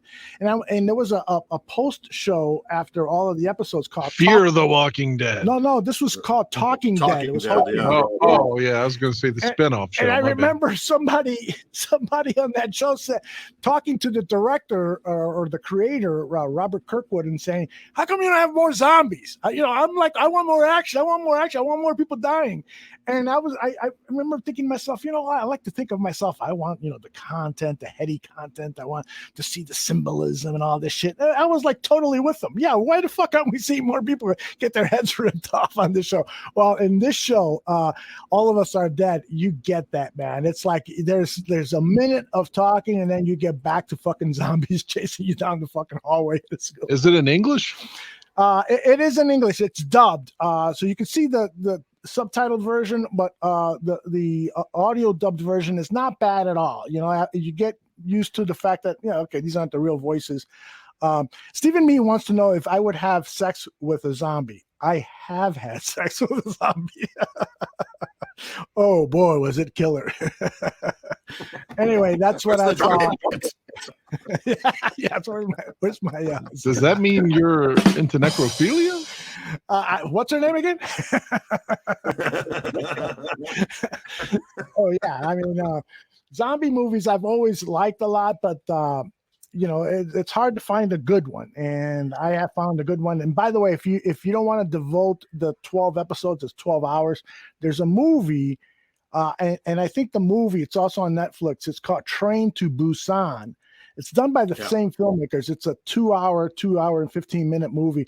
It's fucking fantastic. Although I don't think it's a dubbed version of that, but Train to Busan, it's about zombies on a train. And so a father and daughter are trying to survive. Most of it is in a train, but it's really, really fucking well done. The Koreans are doing some great stuff with special effects. You know what? And I think I was thinking about this as I was seeing it. They're doing special effects that in America would cost $1 billion, but the Koreans have figured out low-cost ways to do quality special effects and make their movies more sinister and scary and horrific. It's typical. Anything that you do here in the United States, I don't know if it's because of payoffs or unions or whatever the fuck it is. It's just way too expensive, and so you don't sound like Joe Manchin. No, please, I take it all back. Side, so. I take it all back. Foster Cover says he's dated a few zombies. Damn, you haven't shared a sex story with us for a while. Don't tell me. I haven't gotten laid since after Christmas, but hopefully that'll change this weekend. I hope so. We'll see. Tell us what's happening this weekend.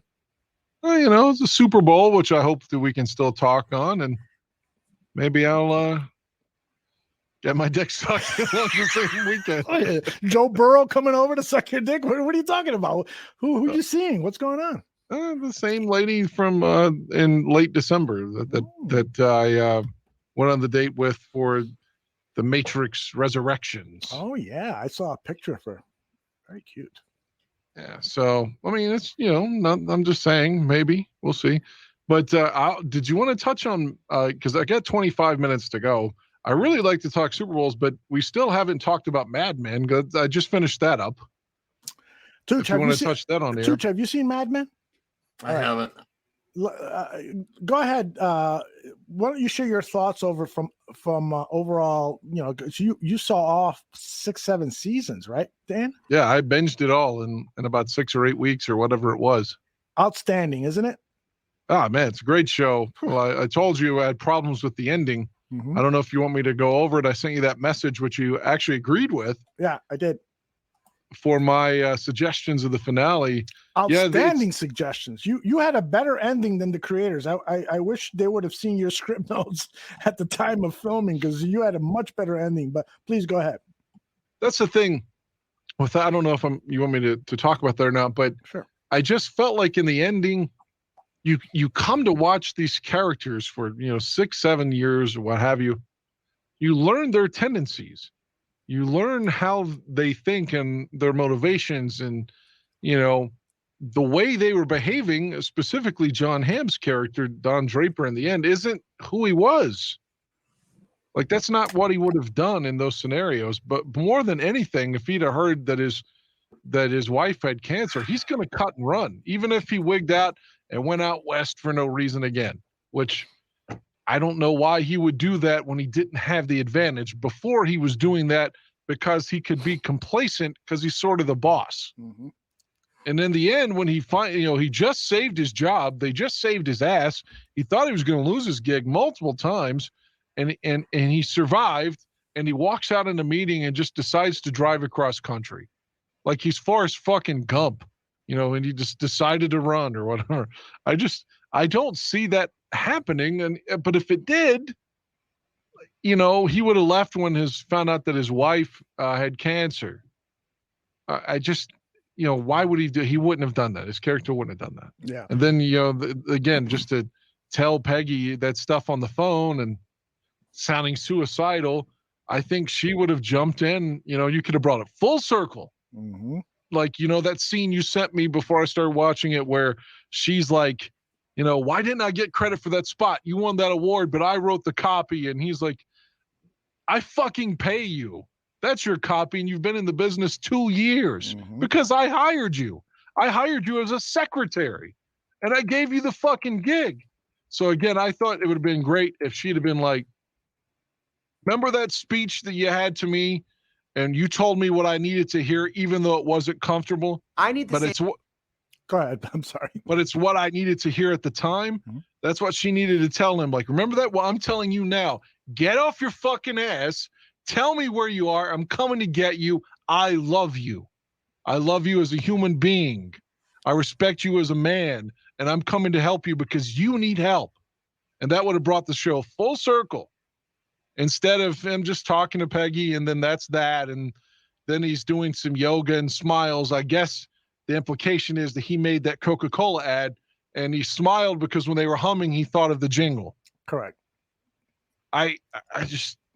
It was stupid. I think they missed an opportunity there, tremendous opportunity. And when the series was live at the time, people were guessing, Don's going to go away. He's going to end up in some commune, and he's going to think of, I'd like to thank the world. The famous Coca-Cola jingle that was inspired by the '60s hippie generation, and everybody figured it out. Your fucking ending was so much better and so much in par with what the filmmakers have been doing for the previous several seasons.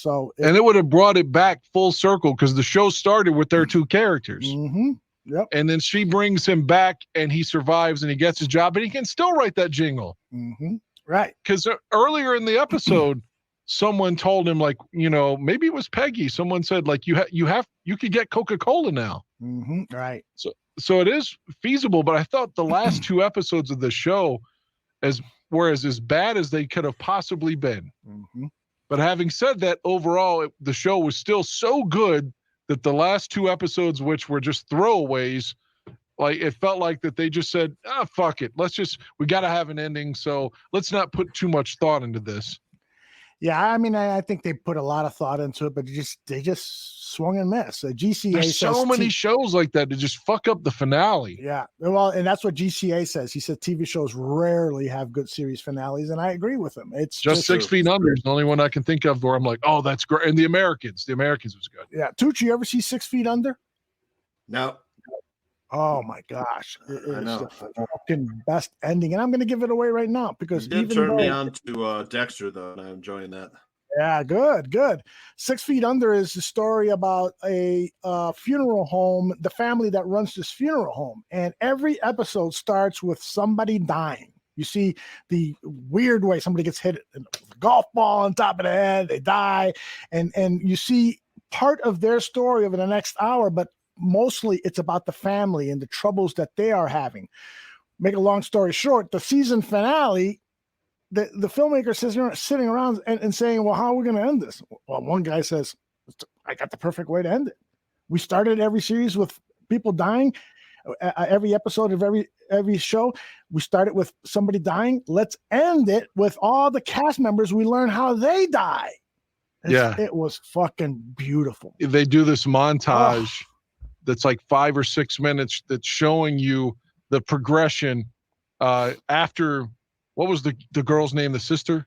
The character. Oh gosh, the redhead. When she's going to New York to take a gig, she's driving a car. And so they show this montage of their lives after she left. And it's like within 5 minutes with music playing. And then you see how each individual character died.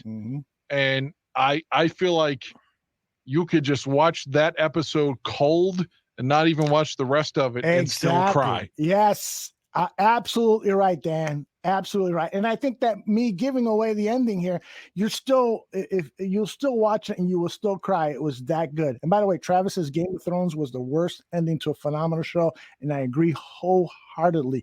And John Santucci says Lost had an ending that sucked too. Did you ever watch Lost, Dan? No. Good for you. It's a good show, but they really just had nowhere to go. They came up with a really good fucking premise. Yeah, and it was great. all of a sudden, okay, what do we do now, guys? The first 3 seasons were amazing. And you're just like, this is the best show ever. And then after that, like, lost its way. And we're like, hey, how do we write ourselves out of this shit? Yeah, they were coming up with shit. I mean, Yeah. I read a story that they were getting they would read stuff online from fans that would give them ideas. Oh yeah, we should do that for a couple episodes until we figure out what the fuck to do with these characters, because they had no clue. And it's very disappointing, because that was a great creative team behind that show. Like, can we talk Super Bowl before I go? Absolutely. Dan wants to talk Super Bowl. The end of this show. Stephen Me says the end of this show sucks. You're funny, you asshole. Yeah, you guys start the conversation on Super Bowl. I'm going to take a whiz. Go ahead. Well, All right. I was going to talk about the history and stuff, but I'd rather have Aldo here. So this year, I'm rooting for Cincinnati. If the Rams win, I won't be completely unhappy, because I always empathize with Stafford when he was in Detroit. Of course, I wasn't rooting for him when he was in Detroit, but I always thought he was better than the team that he was on. So if he won the Super Bowl, his wife's overcome cancer, all those things, that wouldn't bother me so much. I do hate Beckham. I hate players like that are only in it when the team is winning. If they start losing, he's going to be a fucking distraction, a nuisance, and start complaining and ripping the team apart and demand a trade or get suspended. The only player like that I liked was Brandon Marshall, because I think Brandon didn't bitch like that when they were losing. It would be something else on the field, like he wasn't getting enough passes or something. Yeah, Beckham Jr. seems to be rejuvenated now that he's got his chance to play in the Super Bowl. He could lose his mind in the middle of the game if they're losing. If they're down like 16, 17 points, he'll throw his helmet or something. I got to tell you, though, he has not looked good until recent. Now he looks decent. He's opposite Cooper Kupp. He's got Stafford throwing him passes. But, man, there was a time, when he was on the Giants, he was, the next big thing. And after that, because of one catch. Yep. He made a one-handed reception. 1,000-yard receiver. Oh, my God, he's a Hall of Famer. Pump the fucking brakes. Well, the Super Bowl, man. I'm excited. I think. Receiver. Go ahead. You're cutting out. I can't really hear you. Sorry. Yeah. I've got some prop bets I could give out too for the Super Bowl as well. And I think the Super Bowl,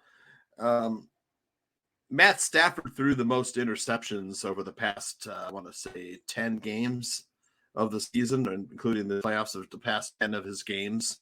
So I think if Stafford, this game could easily be lost by Matt Stafford if he, gives it up to the Cincinnati secondary. And Joe Burrow seems to be pretty cool, not letting the big spotlight affect him. But we'll see. I mean, the Super Bowl is the biggest stage of all for these players. So Joe Burrow, the Cincinnati offensive line worries me, but that's where my first prop bet comes in because Joe Burrow had a few scrambles. He, instead of taking sacks or waiting around to see if one of his receivers would come open, he would take off and run. So Joe Burrow over 11.5 rushing yards is like minus 120 right now. So you can He's going to run for his life. He's going to get good. He'd be running for his life. Pretty good prop bet. Yeah, another good bet is the Bengals have a really good kicker. Zach Taylor enjoys using. He's had 2 or more field goals in I think 5 of his last 6 games or 9 of his last 10 games, something like that. But Evan McPherson over 1.5 field goals in the Super Bowl for the game. That looks like a pretty tempting bet for me. Both of those. I like the field goal bet a little bit better than Joe Burrow's rushing yards, so I think both of those are pretty good wagers during the Super Bowl. I know a lot of people like the how long is the halftime the national anthem over under 2.5 minutes or whatever it is. I know some people like wagering that, the color of the Gatorade, right? Aldo, the Gatorade color that they dump on the winning isn't coach. It always blue or orange? It's you got like a you got it. You got to think if it's right. If it's the Bengals, it's going to be orange, right? If it's the Rams, it's probably going to be blue Gatorade. So right, I don't see that as much of a bet. Right. So it's got to. Hey, Dan, do you bet on any games or anything Super Bowl, or you just enjoy the game? No, I don't bet on shit. I mean, I'm just a fan. When was the last time you placed a bet on something, Dan? The Mayweather fight. That's because the Mayweather win with the UFC guy. Mm-hmm. What was his name again? McGregor? Conor McGregor. Yeah, I was watching it at a guy's house, and he because my friend Mike was going, and Mike was like, yeah, you can come with me. We can watch it here. And then the guy asked me, I was in a house full of white people, and everyone white was like rooting for McGregor. And they said, well, who are you rooting for? And I said, are you asking me who I'm rooting for or who I think's going to win? And they said, well, who do you think's going to win? I was like, Floyd. And they're like, oh my God, really? I was like, yeah. He was like, well, let's make a bet. I was like, why don't I just give you like $20, $30 since I'm at your house watching this for free? He's like, no.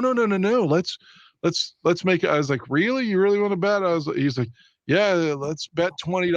I was like, okay. And so I got $20 to watch the Floyd fight.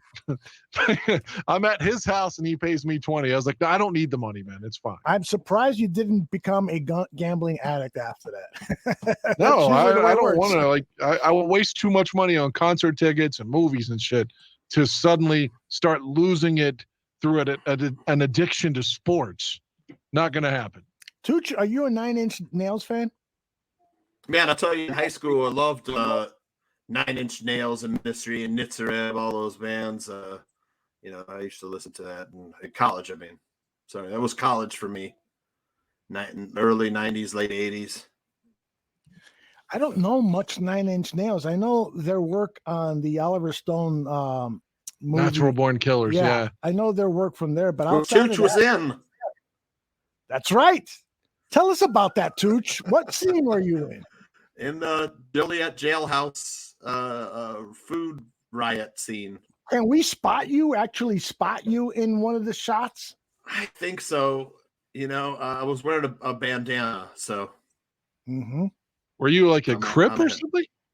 I don't know. Like the wardrobe dressed me up. I was like 25 years old. 27. Yeah, I got a lot of friends who have been extras in movies, and they were like with a lot of extras, and oh man, you're going to be in this movie. So if we go to the theater, yeah, hey, I didn't fucking see you anywhere in that movie. I swear to God, I was in the background somewhere. I did get to meet Woody Harrelson. Oh, look at that. He was standing around in between scenes, and he stood like next to a few extras, and I think he was eating something unwrapped. He crumpled up his wrapper, and he looked at me and he goes, $50 says I make the shot, and then he missed and he goes, you should have bet me. Oh, you should have bet. And then Woody Harrelson's he's like 5'7" or 5'9" maybe, and then Juliette Lewis is like 4'11", And then you got Tommy Lee Jones and Oliver Stone, who are like 6'5" each. Those guys. Really? They're tall. I didn't know they Very were tall. Yeah. All right, we're up to 22 good, likes. I'm trying to get everybody to like this show and get us up to 25. We got Dan, 60 people watching the show. We should have 60 likes. Yeah, well, and we've Which got one of you motherfuckers doesn't like the show except the guy that said the ending sucks? Which team are you rooting for Sunday? Me? Yeah. I'm not rooting for any team. I might make a bet, and so that will necessitate me rooting for somebody, but I don't, The fan in you doesn't care at all? No, I want drama. I want the game to go to the last fucking minute. I want to be able to say that was a fucking fun game. But I don't really care. I mean, it would be nice for Stafford. That way I can tell Don Burr, you guys fucked up Matt Stafford's career, but fortunately he got away from Detroit and now has a Super Bowl. There's been Greg Gabriel is somebody who has, since he scouted him when Stafford was at Georgia, did not like Stafford. Said this guy's just about stats. He's just about throwing. He doesn't know how to win and so forth. And, Greg has had a lot of success in the scouting business. So who am I to argue with him? But I've never disagreed with that. I always felt like Stafford, while he created some of his own problems, don't get me wrong, but at the same time, the guy is extremely talented, and so I would love for him to win, so that I can give it to some of the fucking Lions fans and say, look at you fucking guys had a Super Bowl winning quarterback, and you could not fucking win with them. Wouldn't it be some shit if Leonard Floyd was the MVP? Then you can tell Phil Atoshin. You're wrong, Phil. You were so always against Leonard Floyd, and now look at it. It's just not Draft Dr. Phil. It's Lauren Cox. There's been a couple of people in the chat today who were saying Leonard Floyd is not very good, and you guys don't see everything that he does. Listen, over the last 2 seasons, he has 20 sacks with the Rams. That's not fucking chicken feed. 10.5 and 9.5 over the last 2 seasons with the Rams. Plus, on top of that, he can guard any running back. He can guard any tight end. He can shadow any quarterback. The guy is so versatile. He is a piece on a team that can help you win Super Bowls. And the fact that Ryan Pace didn't fucking realize what he himself drafted is just testament to what a fucking idiot Ryan Pace is. We've come around full circle, me talking badly about Ryan Pace. I wonder, thinking about well, I'll drop it off Leonard Floyd. Fuck it. I don't want to waste the rest of the show on Leonard Floyd. Who does Aldo like in the game? I don't care who wins. I'm going to probably lay a bet, but it'll probably be prop bets, but I don't care who wins. I just want a fun game.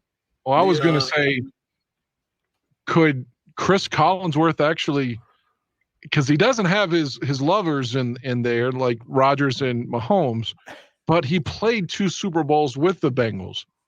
Is he going to show us his hand and be completely subjective for Cincinnati in his broadcasting? Because he has a hard time hiding who he's rooting for. I'm interested to see that.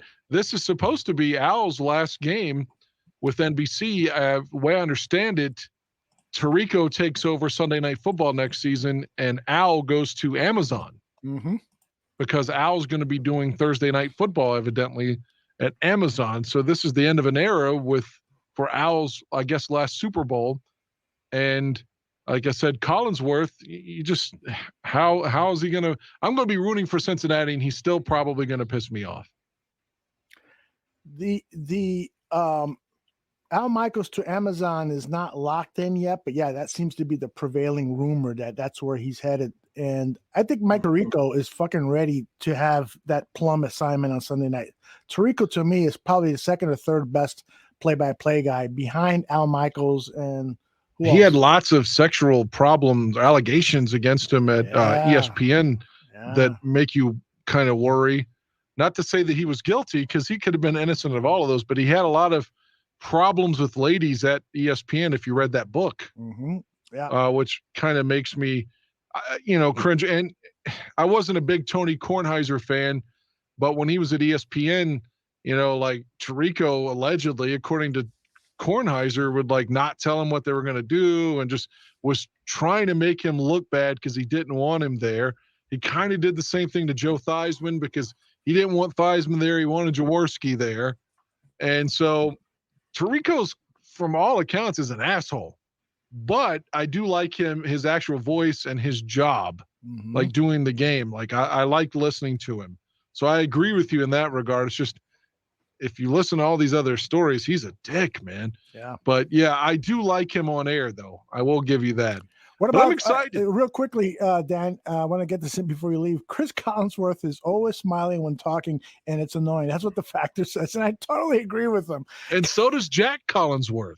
Oh yeah, his son. Yeah, I mean, what the fuck is going on there? It's like, why are we getting more Collinsworth when we have enough with Chris Collinsworth? That's awful. You know, and another thing I always read about to defend Chris, they're like, oh, well, he's done enough right now to fend off Drew Brees. And it's like, okay, Collinsworth has been announcing games since like as soon as he retired. You know, he even did Notre Dame games back in the day for NBC. And he's worked at NBC, he's worked at Fox. You know, he's now, of course, with NBC again. Man, this guy, you know, he's got a resume. You know, he worked inside the NFL. Like Drew Brees, like he did that one playoff game this season. It sounded like shit. So I can't imagine. He did that Cincinnati game with the Raiders, and neither guy acknowledged like the bogus call and the touchdown and who's out of bounds and the whistle. Yes, awful. Yeah, so I don't know why Breeze is supposed to be like some golden boy. It's going to take the job. No, I don't see that at all. By the way, yeah, Collinsworth's better than him. 4,000 Clovers directed this question at me, but I want you to answer it, Dan. Would you rather get laid with your favorite celebrity or the Bears win a Super Bowl? Come on, Dan. I'll take the Bears Super Bowl. I knew you would. I knew it. Yeah. I knew you would. My favorite like female is gone. I think like the one I'd like to fuck. So she's already died. Who is that? Amy Winehouse. Oh wow! You really have her above other beauties? Well, I always thought Amy Winehouse was so hot, and I told you that Annabella Ciara I thought was incredible when she was younger, and Sarah Silverman. Which a lot of people didn't think she's ugly or whatever. I think she's hot as fuck. I agree with you on all of those. Yeah, but Amy Winehouse, man, she was, of course, you'd have probably gotten hepatitis or something, but there's no we're just talking about hypothetically. There was no blondes in there, just all dark hair chicks. I'm a brunette kind of guy. Yeah. 4,000 Clover says, sorry, me too. Sorry, Ava Mendez, but I love my Bears more. LOL. I'm with you though on Ava Mendez. If I could, she'd probably be at the top of my list of celebrities. Selma Hayek as well. You know, I was once real quickly before Dan gets out of here. I was once doing a job in Indianapolis, and the housekeeper was cleaning my room, and she starts talking to me in Spanish and so forth. And one of the things she told me is my daughter works at the front desk and she looks like Selma Hayek. You should go down and say hi to her. Holy shit, I immediately got an erection. Your daughter works at the front desk. She looks like Selma Hayek, and you're telling me to go say hi to her? I'm going to bring her up to the room and I'm going to fuck the shit out of her. That's what I'm thinking, right? So I go downstairs and there's this old lady who probably was the daughter, but she looked nothing like Salma Hayek. And my erection was gone within seconds. Anyways, that's my story. And I'm sticking to it because I think my wife is listening. Anyway, oh, boy. Dan, any final thoughts, Dan, before you vamoosh? I really wanted to talk like Super Bowl history. Like, I wanted to do that last week, and we're like, "Oh, let's save it for next week." And then now I'm working on the Super Bowl book for ESPN right now. Say again. Both of you guys are talking about the same time. I missed both. I'm working on the Super Bowl book for ESPN magazine right now. It has like Bengals history, and Chris Collinsworth is in there. Dan, same with Tim Crum. Yeah, he had a big fumble in Super Bowl 16. Yeah, and Anthony Munoz, all the greats, James Brooks, Ickey Woods. Oh yeah, the Iggy Shuffle. Dan, we're gonna have a great Super Bowl to talk about on the next week's show, and then we can talk about the history of Super Bowls.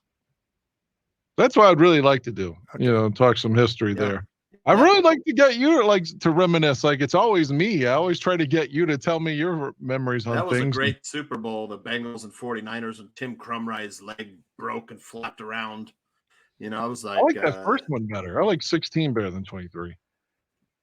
Let me tell you something. If you get me reminiscing about, let's say, Super Bowl 21 with the Broncos, all I can tell you is how many times I ejaculated while having sex with my girlfriend, how many marijuana cigarettes I had. Those are my memories of the Super Bowl, because I get high and I'm usually watching it with a girl. Now, this is years ago.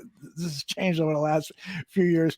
So my memory of the games is not as precise as yours are. So I'm sure people would rather listen to you, Dan, reminisce about these Super Bowl games than me, where I'll just like a matchup that you were like, man, I wanted that fucking team to lose. Oh, the Steelers and Cowboys, man. I mean, that was, although the Steelers did win, it was 35-31. And my issue is that my brother was a huge Pittsburgh Steelers fan, and I couldn't understand why it's called the bandwagon. Exactly. And so I would challenge him on that, even to the point where we would start to literally physically fight. We would both be drinking and so forth. You're just fucking rooting for the Steelers because you like their black and gold jerseys. You don't give a shit. You don't even know who's on the fucking roster. Fuck you. I know who Bradshaw is. That's the type of fights we would get into the Super Bowls. So those are Tony Dungy was on that Steelers team. That's right. He was. See, now I would know that, but my brother. A guy that went to my mom's high school was on the Steelers the last two Super Bowl wins. His name was Tom Beasley. He actually made the Pro Bowl for them in like 82, 83, that era. He was a reserve in 78 and 79 when they won Super Bowls 13 and 14. His brother was my Little League coach. So there's some fun insight. But yeah, see, that's what I'd love to talk about, things like that. Like just your memories that you brought up 21, and I got to go. But the best throw I think I've ever seen in my life was, the Broncos are down in the second half, and Elway's on the run, and it's completely against his body across the field, and he throws like a fucking 55-yard pass, and it's a spiral against his body on the run to Vance Johnson, and it's just beautiful. Now they're losing. They lost the game, but just John Elway, even if he was drunk in Brian Flores' interview, which he alleges and Elway denies, I will say that John Elway's arm, man, dude, that's why I like color so much. Elway had a fucking cannon. He did. And Elway went through all those losses, mm-hmm. Within those three Super Bowls, and then come back to win them later in life and beat Green Bay. That's just great, man. Like when they beat Green Bay, they showed up in the booth, like the adulation and the happiness from his dad when he finally won, and his dad died right after that. Those are like, it's just an unbelievable story. And they were like 13 point underdogs against Green Bay, and they still won. It was great. It was great. I love John Elway. PJ has a great trivia question. Maybe you know the answer before you leave. It says, what division has won the most Super Bowls? I like to That's guess. got to be the AFC East, right? With the You're Patriots? talking about the actual division, but there was no AFC North or South. That's true. NFC North and South until 2002. Right. So yeah, changed. NFC East has got to be up there too with the Cowboys and Giants. Mm-hmm. Eagles just had one. But the Patriots 7 wins just alone is probably more than any division. Oh, the Cowboys had a bunch, didn't they? They had the Cowboys won Super Bowls 6, 12, 27, 28, and 30. Hut. Yep. That's 5 right there. The Giants. You got Bill Parcells. Giants won 21, 25, 42, and 46. The fuck? Are you reading this? No. The Eagles just had one too. Eagles won Redskins 52, had a few but they lost with Joe Gibbs. Redskins. Joe Gibbs won Super Bowl 17, 22, 26, and lost 18. There you go. Hey, That's guys, a lot. maybe we can That's do a more lot about for the this next NFC week, East. but I got to go, unfortunately. But Aldo, remember, next week I got another fucking basketball game. Yeah. The AFC East just had the Patriots, really. Maybe we should go on Monday the next Jets week. had one. That's fine with me. All right. I'll let you know. All right. I got to go, gentlemen. Get out of here. Go save some lives. All right, be well. Thanks. That was Dan Aguirre going to his second job. He is also, besides a radio DJ guy out in the east, he's also second job is 911 emergency operator. So good luck to him. It can be crazy for him. He sometimes will text me a story.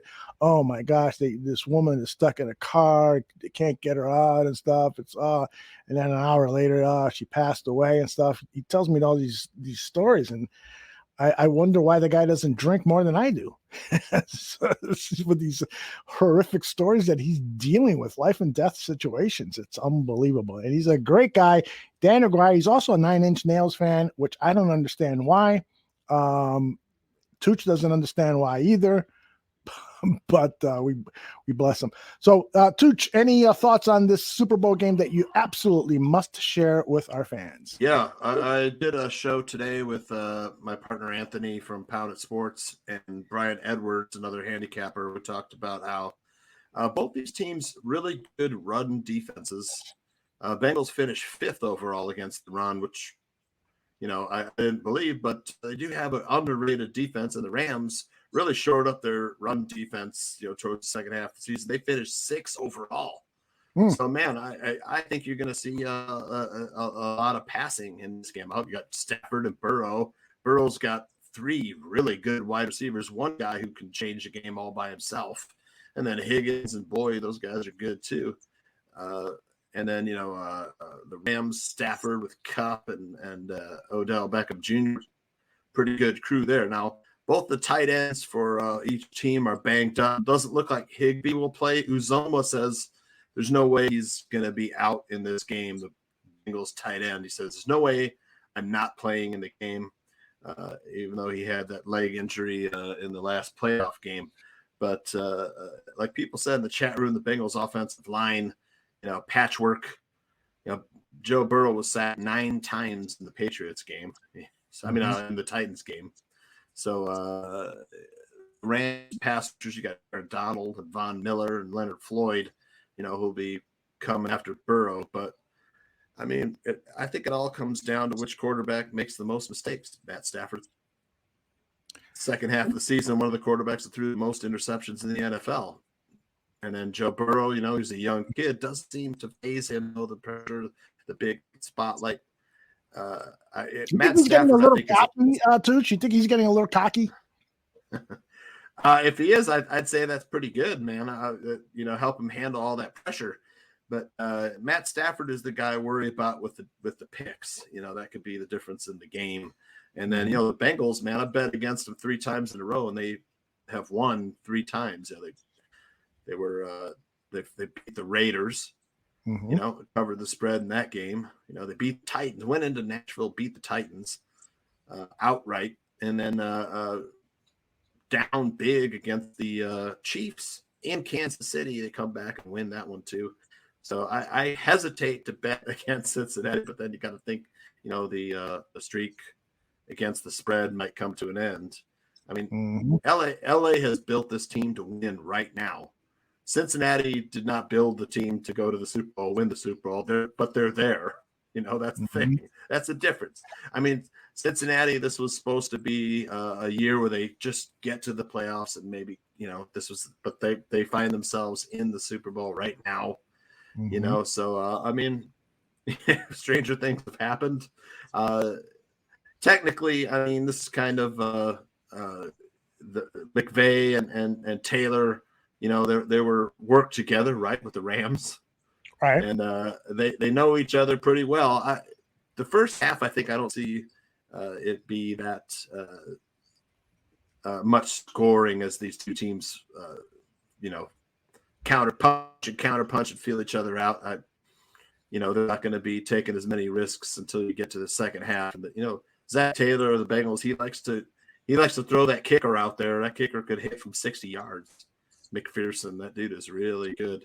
I'm just a disembodied head.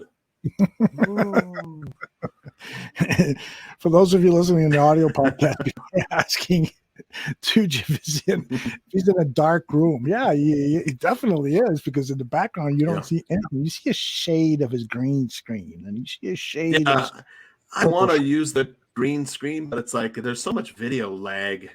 I can't. Yeah, you need a super high performing computer with high processor and all Yeah. that. So I don't think I'd like to upgrade my MacBook, coming up here. But even my work MacBook is getting behind the times now. I'd love to have one of the new MacBooks. Oh yeah. Yeah, I was telling folks, I like those 2 prop bets: the Joe Burrow over 11.5 yards rushing, and Evan McPherson, the kicker for the Bengals, over 1.5 field goals. Man, I think that's pretty. That's a pretty safe bet right there. I'll probably lay one down on that one.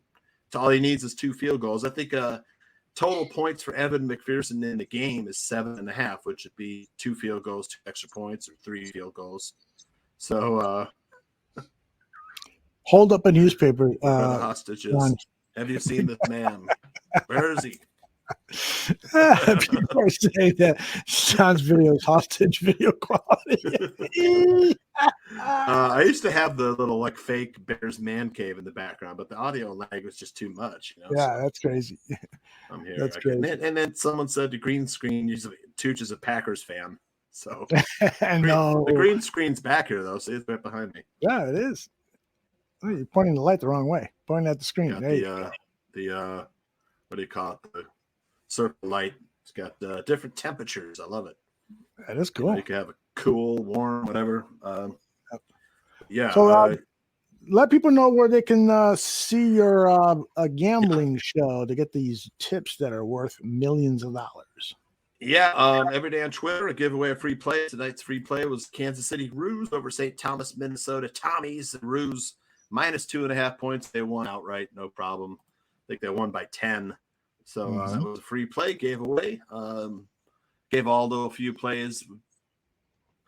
Hit Syracuse and Creighton and Kentucky both did not cover the spread. So 2-2 those plays, but Kentucky should have won 1 extra point and that would have covered that spread. Oh, unbelievable. Yeah. Yep.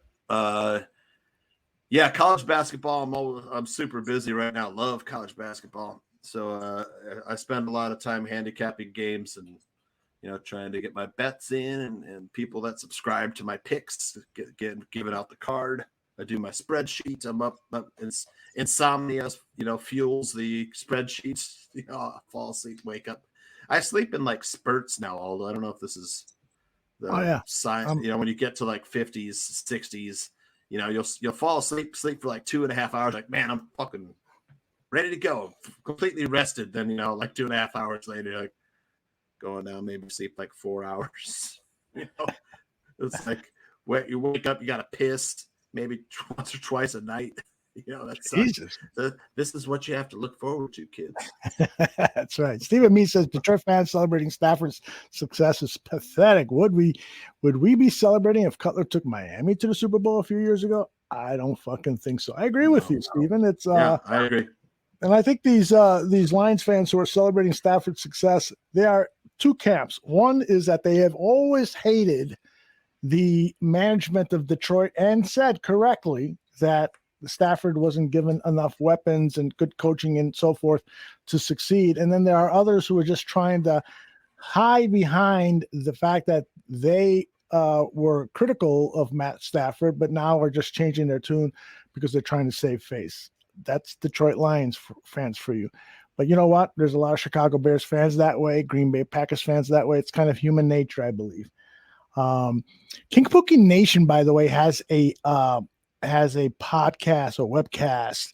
He says he got a raid yesterday, got 20 new subscriptions. Good for you, King Pookie. Keep putting that material out there. There'll be talent scouts looking for you and your show soon. All right, everybody. I am going to pull the plug on this edition of Dan and Aldo. What's the name of the show? Bare Their Souls. I'm thinking about changing the name of the show just to Bare Your Soul or something like that. The title of the show is kind of, I don't know. Well, if you got any ideas, shoot them at me. Crowdsource this thing. Let's make this show better than ever. How many likes we got? We got 27 likes. Woo-hoo! Damn, but there's 68 people watching the show. You can't fucking push the little fucking like. It takes 1 second. Literally 1 second. They have the show on, but they're busy fucking, and so they're not gonna take Half it of these out. guys are they're in incognito because they don't want to admit to watching the show. They're in incognito mode and they can't hit the like button. That's right. They gotta go watch porn after the show. King Pookie, everybody's wondering, where is your show? People want to subscribe. They want to know. So let them know. If you post it quickly, I'll put it on before we roll the credits. I want to let people know that tomorrow we've got a show at 2 p.m. and it is Bar Down Hockey Talk with the Parisi brothers and their cousin. My guys. Your guys, they got a lot of hockey to talk about. The All-Star game happened. All sorts of, I think the trade deadline for hockey is coming up. I know it is with the NBA, and we'll be covering all that here on the Barroom Network. Bulls 101 on Saturday nights. Bulls Gold on audio podcast this weekend. And episode number 2 of Draft on Tap with Danny Shimon and Neil Stopchinski. That's Thursday night. And we might have a science fiction show tomorrow. If not, it will definitely be on the following week. And we'll be talking about what else? The Batman, because it's coming out March 4th. And everybody wants to know what the fuck is going on with that. So we are hopefully going to have an expert guest who is going to talk to us all things about the Batman. And when I say us, I mean Salim Sudarwala and Carl Ames. They are the co-hosts of that show. He is John Santucci. Again, John, let people know where they can catch your show and your Twitter handle for those listening on the audio podcast network. Yeah, on YouTube, the Maximum Edge Sports Wagering Show, and on my Twitter page every day about 5:30 Central, and on weekends, usually in the morning around 10 a.m. Central, talking college basketball, and we'll be talking Super Bowl. I'm tomorrow night. David Bierman and I talk every Wednesday night. David Bierman from ESPN talk every Wednesday night at 8:00 Central, and Thursday night we think we have guys from Wager Talk, and Friday we've got Sean Higgs from Winning Picks and Parlays, and then Saturday I have Matt Peralt from the Daily Juice podcast. I'm betting pro, and we'll be talking Super Bowl and giving out his best prop bets too. Tonight we had Brian Edwards. You can find it on my Twitter page. He gave out his best prop bets for the Super Bowl. That's the ones I gave you, those 2. Joe Burrow over 11.5 rushing yards and Evan McPherson over 1.5 field goals. Every day I give out a free play on my Twitter page. All you have to do is follow and retweet, and you receive a free play, which I don't know. I think I've won like 10 of my last 11 games, free plays. So a little bit of a hot streak in college basketball. So keep on giving us winners there, amigo. All right, for Dan Aguirre, Johnny Santucci, I am Aldo Gandia, and listen to that music in the background, man. Yeah, cool. You hear that? It's great. I love it. I love down tempo, chill out electronica, especially while I'm working. I feel like fucking, but I'd have to wake up my wife, and she wouldn't like that. My wife's at work, so I'm out of luck too. Oh, but you got the porn machine going. Pornhub, here I come. Take care, Johnny. Thank you all for those of you who joined us live. Thank you all very much. Bye-bye.